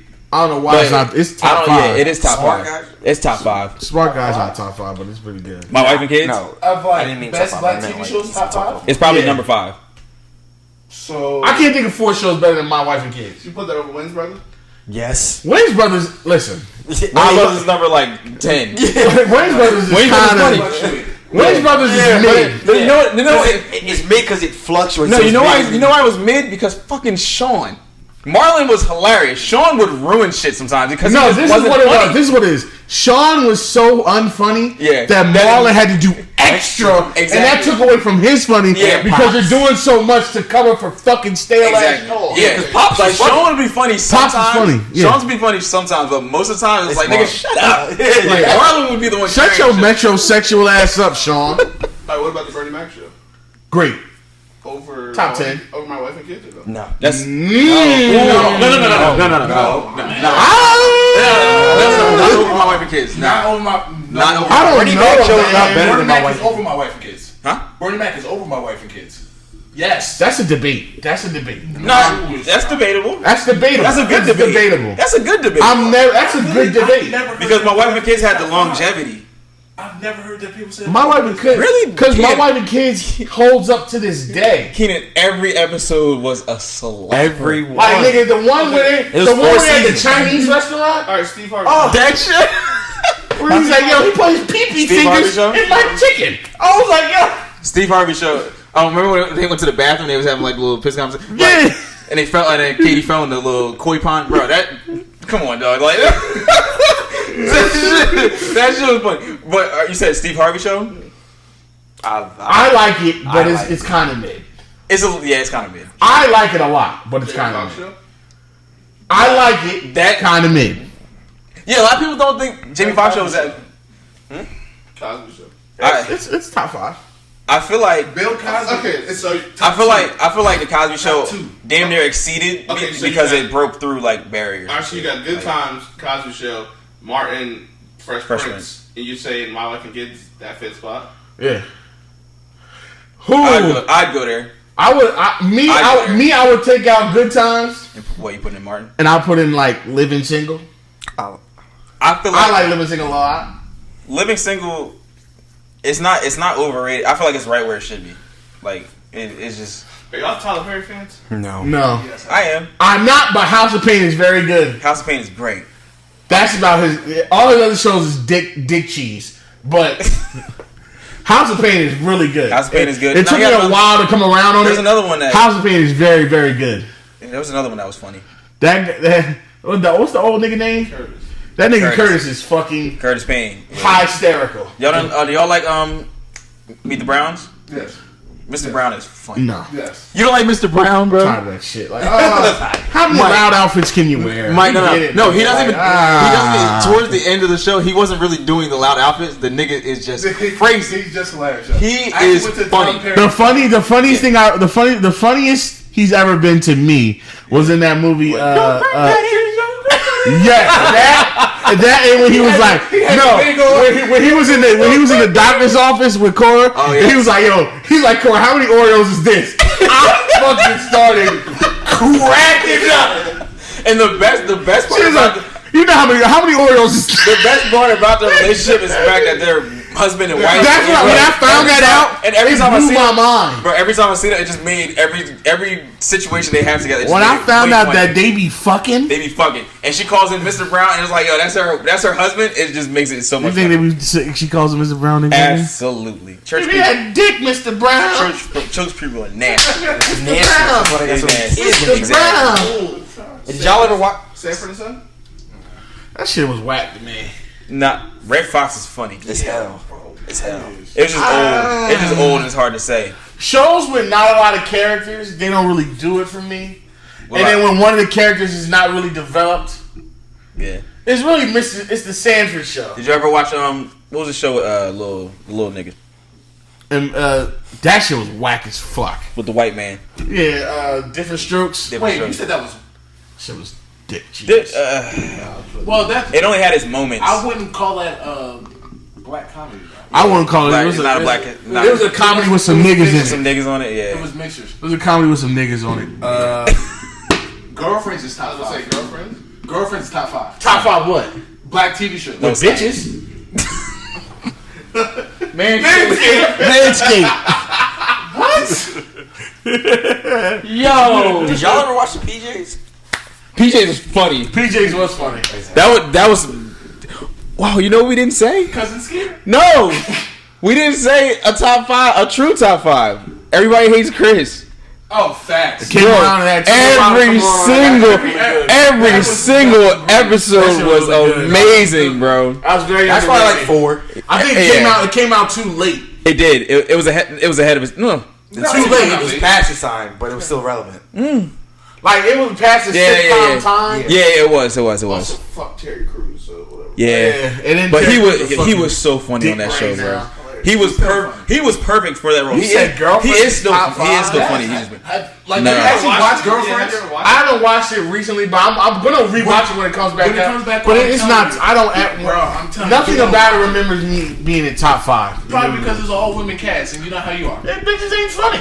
Manscaped. You don't think any female? Oh, there are some female comics that are funny. Absolutely. Lunel's hilarious. Just them wasn't funny. When it comes on Netflix, you gotta watch it. Like Next week. Tracy Ellis Ross, she has that goofy, funny thing, but that's not enough to carry a show for me. That's why there was 3 other women. Yeah, and they were both. Tony Childs was the funniest. Lynn was never funny. She was just bad. She was just a freak. She's a fucking freak. She's a fucking freak. And let niggas bust up a butt. Now I know it hasn't been out long, but hey, I know the chick with the. You said Insecure? We can't rank it yet. Not yet. I said it hasn't been out. Yeah, I love it so much. So. I know that. Can't rank it yet. I love it more than anything. Yeah. I love it more than anything. It's really good. It's really good. It's really great. Yeah, that's a good show. It's so good. Damn. Yeah. That's about it. Last thing I really got is this fun thing. Carol Baskin. Yeah, what's she on again? Is gonna be on Dancing with the Stars. Shoot that bitch in the head. You know they're gonna play on her like killing her husband like every dance they do. She's gonna make jokes where it's like it's gonna be really corny jokes. Why would I would never do that to my husband. Carol's gonna kill the competition. I'm waiting for it. Carol Baskin with a killer performance. Yeah, it's gonna be every time. She's murdering the dance. You would have thought she fed it to a lion the way she's murdering this damn floor. You'd have thought it's gonna be. She fed those dance steps to a tiger. All right, tiger. You want to bet? That should be on FanDuel. First over and under. Over under. Is Eye of the Tiger. It is. No, they make her do that. Carol Baskin killed her husband. Whacked her. Damn, she definitely killed her husband though. She absolutely. Like when you watch that documentary and you literally you just pay attention, you're like, yo, there's no way she didn't kill this nigga. Murdered that nigga. She has no remorse. I don't care how long ago it was. Keenan and Kel? Ooh. I like that. I put this screw and then two. Bro, that was a good one. The screw of humanity. Yeah. Did y'all watch Family Matters? Yes. Ooh. That shit was whack to me. Michael, get out, Mike, son. you're wildin'. You're wildin'. Matters was whack. You're wildin'. You're wildin'. You know, nah. The Urkel shit is like, bro. It It was the perfect black sitcom. Like for that time, for the late 80s. My requirement for shows is that all, or at least most of the characters have to be interesting. Okay.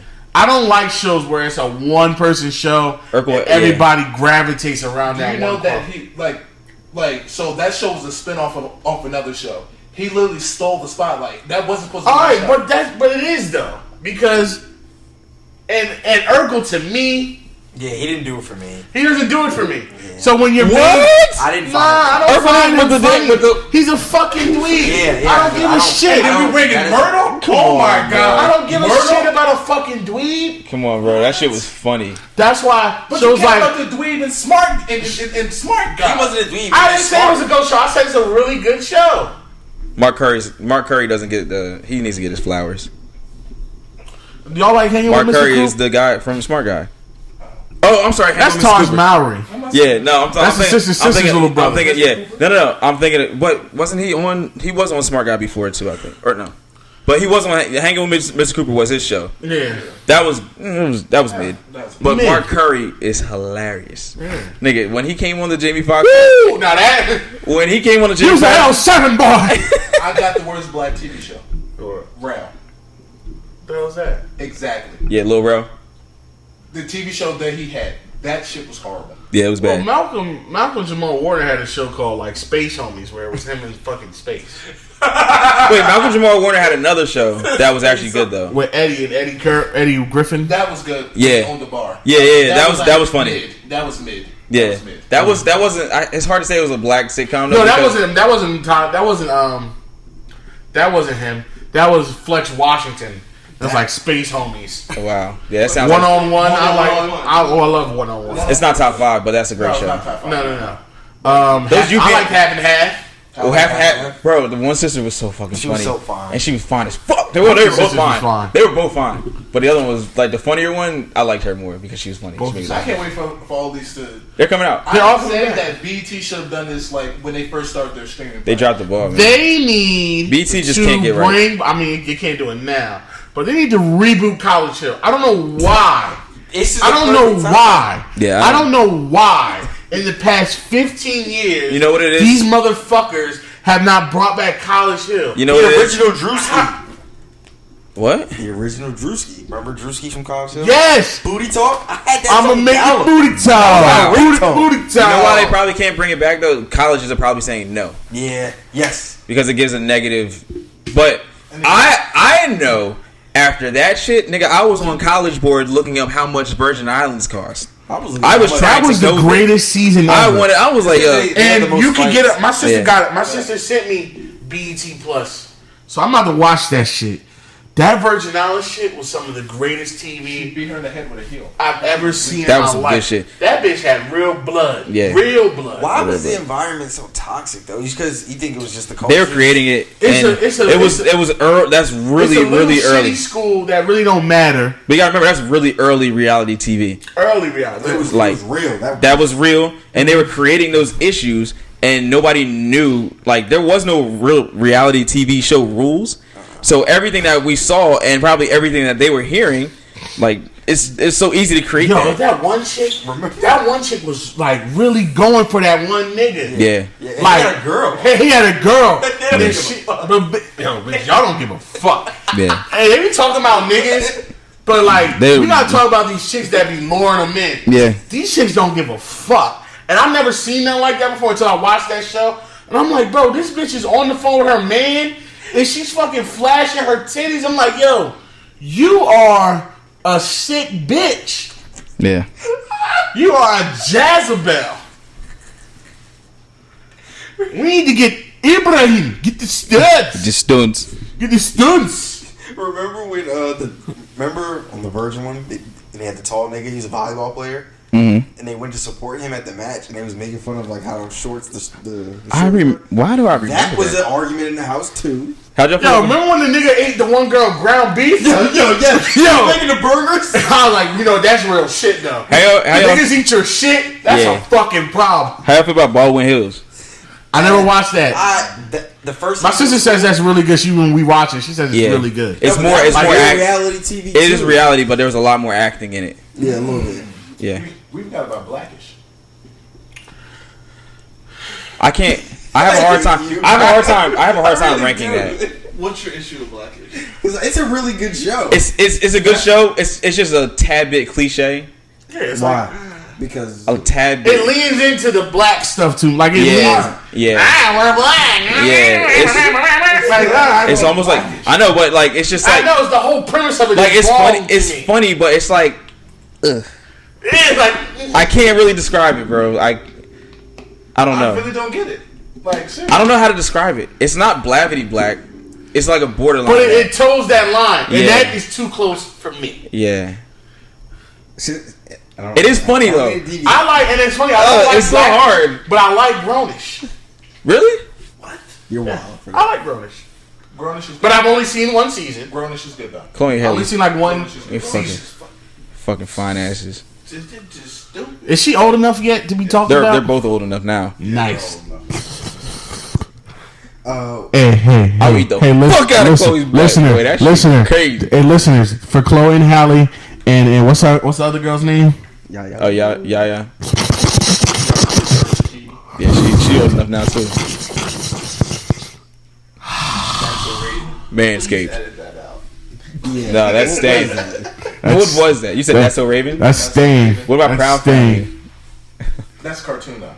I mean, What about Boondocks? Since we're talking about remember the ground beef, did you ever have any discrepancies in the dorm about anything like that? See, I did one time, but it really I couldn't. This is the tricky part. I had a discovery about niggas eating my food, and they make fun of me about this to this day. Okay. But it's like this is one of the times where I was sleeping on their couch, so it's like I can't really say shit much because I'm living in their shit for free. Yeah. So, you know, my boys Rashad and Lamar and Brian and Dean, like we were all in the spot together and whatever, and we was all in the spot together, and I would come over on the weekend sometimes, or I would just stay during the week, and I would sleep on the couch, right? And sometimes they was buying groceries. Sometimes I would buy some stuff for myself too. So I had chicken patties, and I think I went home for the weekend. I came back. I had probably had 2 before I left for the weekend. I came back. All my chicken patties are gone. I'm distraught. Yeah. I'm like, bro. And I was like, I can't get buck because yeah, you don't live there. I don't live here. The niggas just lock the door one day and not let you in. Yeah, they could really just like, if they wasn't my man, they could just all have a meeting and say, fuck him. Yeah. So I was like, bro, come on, man. And I had to come like on some humble, I had to go by this angle like, come on, really? Yeah. Like, bro. You know how money is. Like, my chicken pat, come on, bro. Like, word, bro. And I'm like, they all laughing and shit, and this is making me mad, but I can't get mad. You can't get mad. Yeah. So it's like, who ate my chicken patties? I don't know. Oh. Brian said, I had like 1. And then later they was like, nah, we had like 4. We all gangbanged and shit. Damn. Then, it was one time, they sent me a video of them eating my chips. So it sounds like they were tired of you being there. Might have been. They was like, hey, yo, fuck this nigga. They sent me a video of them eating this shit. They was like, I'm like, yo. Damn. These niggas are violating. Have you ever had anything like that? With my roommates? Yeah, probably. Yeah. Nah, I didn't really have. Nah, I didn't have a lot of food. I mean, I had my food, but we all had our own shit. And like, I lived with Adam and Kyrie, and these are like the 2 most particular niggas. Like when they have their own shit, they only wanted to eat their own shit and didn't dabble in anyone else's shit, because if somebody dabbled in their shit, there'd be a problem. Yeah, yes. So the only person who would actually, or the only person we had a problem with was Jalen, because this nigga would be dirty. Like he wouldn't wash his dishes. Like, oh nigga. Yeah, Jalen, if you hear this, I'm telling this story. One time this nigga ate a bowl of cereal and he didn't clean it out. And we knew he wasn't going to clean it out. So rather than one of us cleaning it out, we just let his bowl sit there for as long as he was going to let it. And how long was that? It was like a month. That's with the milk in it. You can get mold in your bowl. Yeah, there was mold in the bowl. We let it go. We washed every other dish except for that dish until he touched it. That's nasty. That's not even like it's just nasty. And we would Jalen, you should be ashamed of yourself. And bro. we would be in there. Jalen, that's the funny thing. Jalen's older than all of us. Exactly. Jalen's the oldest nigga in there. That's nasty. And so That's me, Adam, and Kyrie would be like meeting, and we'd be like, he's not going to touch that ball. And it just sat and sat and sat and sat, and we'd wash all the dishes around it. Nothing. That's crazy. Nothing. Nothing. That shit was disgusting, bro. That's nasty, bro. Yeah. It didn't stink. Of course it did. Surprisingly, it didn't because there wasn't not a lot of milk in it, and here's the sickest part: most of it ended up evaporating. That shit was trifling. Oh my god, bro! Yeah, we really? let that shit sit. That's crazy. Yeah. All right, y'all. Well, sorry, I work in the morning. I guess sports real good. Not 5 a.m. though. Real fast Hello. sports. Hey man, Giannis is looking like a fraud. Yeah. Fuck the Sixers. Fuck the Sixers. They still stink. Yeah. How y'all feel? Tyloo? Fuck the Sixers. Fuck the Sixers. Because we still have everybody else is still the they're same. Still there. Everybody who's up top, Elton. Needs Everybody to who got us here in the first fucking place still has a job. I don't understand. and the people who helped us get here can't work for us Yeah, anymore. so they're gonna hire another scapegoat ass coach. Yeah, this shit's Whatever. crazy. Like, no, This shit's crazy. Free Sam Hinkie, man. Luka, you got up out of here. They saying Giannis might go to the Mavs or Toronto or the Heat. The Raptors barely won tonight. That was a great game. I don't know who won this game. It looked like the Clippers. Okay, Clippers blew them out. Okay, football starting soon. Football starts next week. Thursday. Who do we think? Oh yeah, LeBron's about to bust the Rockets' ass. Yeah, he shouldn't. It's looking that way. Even though I believe it, he shouldn't have said it. Yeah, them niggas went 7 games with the Thunder. LeBron has been sitting on his bed watching this shit. But apparently, PJ Tucker guards AD really well. I wouldn't be surprised, but like he's the best at guarding AD out of all. Like, we'll see. So I mean, we'll see. James Harden, tired or not, is going to feast on Alex Caruso's cracker ass and Quinn Cook and the like. Yeah, he's gonna have a fucking field day. Yeah. Russ, just I don't know. It's gonna be interesting to watch. Mm-hmm. Football. Do y'all have any predictions for football? Cam Newton's going 16-0. Wait till next. Cam Newton's going 16-0, baby. I hope that works out. I really hope it does. It has to work. I hope he gets a big bag, bro. It has to work. I really want it to work. It has to. Black Rage, bro. It has to work. It has. He got them listening to gospel music at practice. It has to work. Yeah, man. He got them listening to Kirk Franklin. That's something. Something's gonna work. All right. Oh yeah. Also, mad new music. Big Sean put out his album. SZA dropped a single. Can't wait to listen to that. Somebody else put out something. I thought. And the track list is looking good. It looks like I might. Bro, if it's going away, I think it's going to go because I heard that song he had with This Is Helpful. He was going off. I heard. You didn't I didn't listen to anything yet. Yes, you did. He snapped. So, saying some shit. It's looking like I might have to walk back some of his Big Sean slang. I hope I do because he hasn't put out anything good since the Detroit mixtape, which is This Is Detroit 2. Yeah. So everything there since then has been shaky. Detroit came out, I want to say, maybe close to 10 years ago. Yeah. Damn. It has been that long. Yeah, it's been a minute. Mm-hmm. It's been definitely more than 5. Yeah. So I hope I do have to walk this back. Just a little bit. That's everything I got. Rest in peace, Chadwick Boseman. Rest in peace, John Thompson. Yeah. Anybody else? Make sure y'all go and hit up that Manscaped. Yes. Manscaped.com. Use code NTSpod for any purchase. Get 20% off and free shipping. You know what I'm saying? Make sure you follow us. If you want to be on the socially distant dating show for NTS and you want to be an applicant, make sure you send us, DM us on all our any of our socials, stating your interest and give us a rundown of what you like, what you don't like, different things you're looking for, all that type of shit. Make sure you hit us up. Yeah. NTSpodcast.com, NTSpod on Twitter, Not That Serious Pod on Instagram. Yeah. We're on all streaming platforms: Apple Podcasts, Spotify, yeah, Stitcher, Yeah. All that shit. iHeartRadio. All that good stuff. Know what I'm saying? But on Apple Podcasts, please, please, please, leave a review. 5 stars. Don't do anything less than that. Tell a friend. Tell a friend. And tell one more friend. And tell one more friend again. Leave a comment. You know what I mean? Hit up the Instagram page. Not That Serious Pod on Instagram. Show us some likes and love and all that good stuff. Hit us up. You got ideas, topics, questions you want to ask us. Make sure you send them to us. Ask them. Don't be afraid. Don't be shy. Thank you for listening. Yeah. It's been another week, another episode. This has been a big, hefty one for y'all. And all I want y'all to remember is we love y'all and we some family, man. Some family, man. We ain't no fucking freaks. Motherfucking freaks. We don't do no orgies or nothing like that. Yeah. And especially don't let them boys bust up your back. Bust up your back. And Not That Serious Pod. We'll see y'all next time. Peace out. Justice for every black person that was shot by the police. Word up.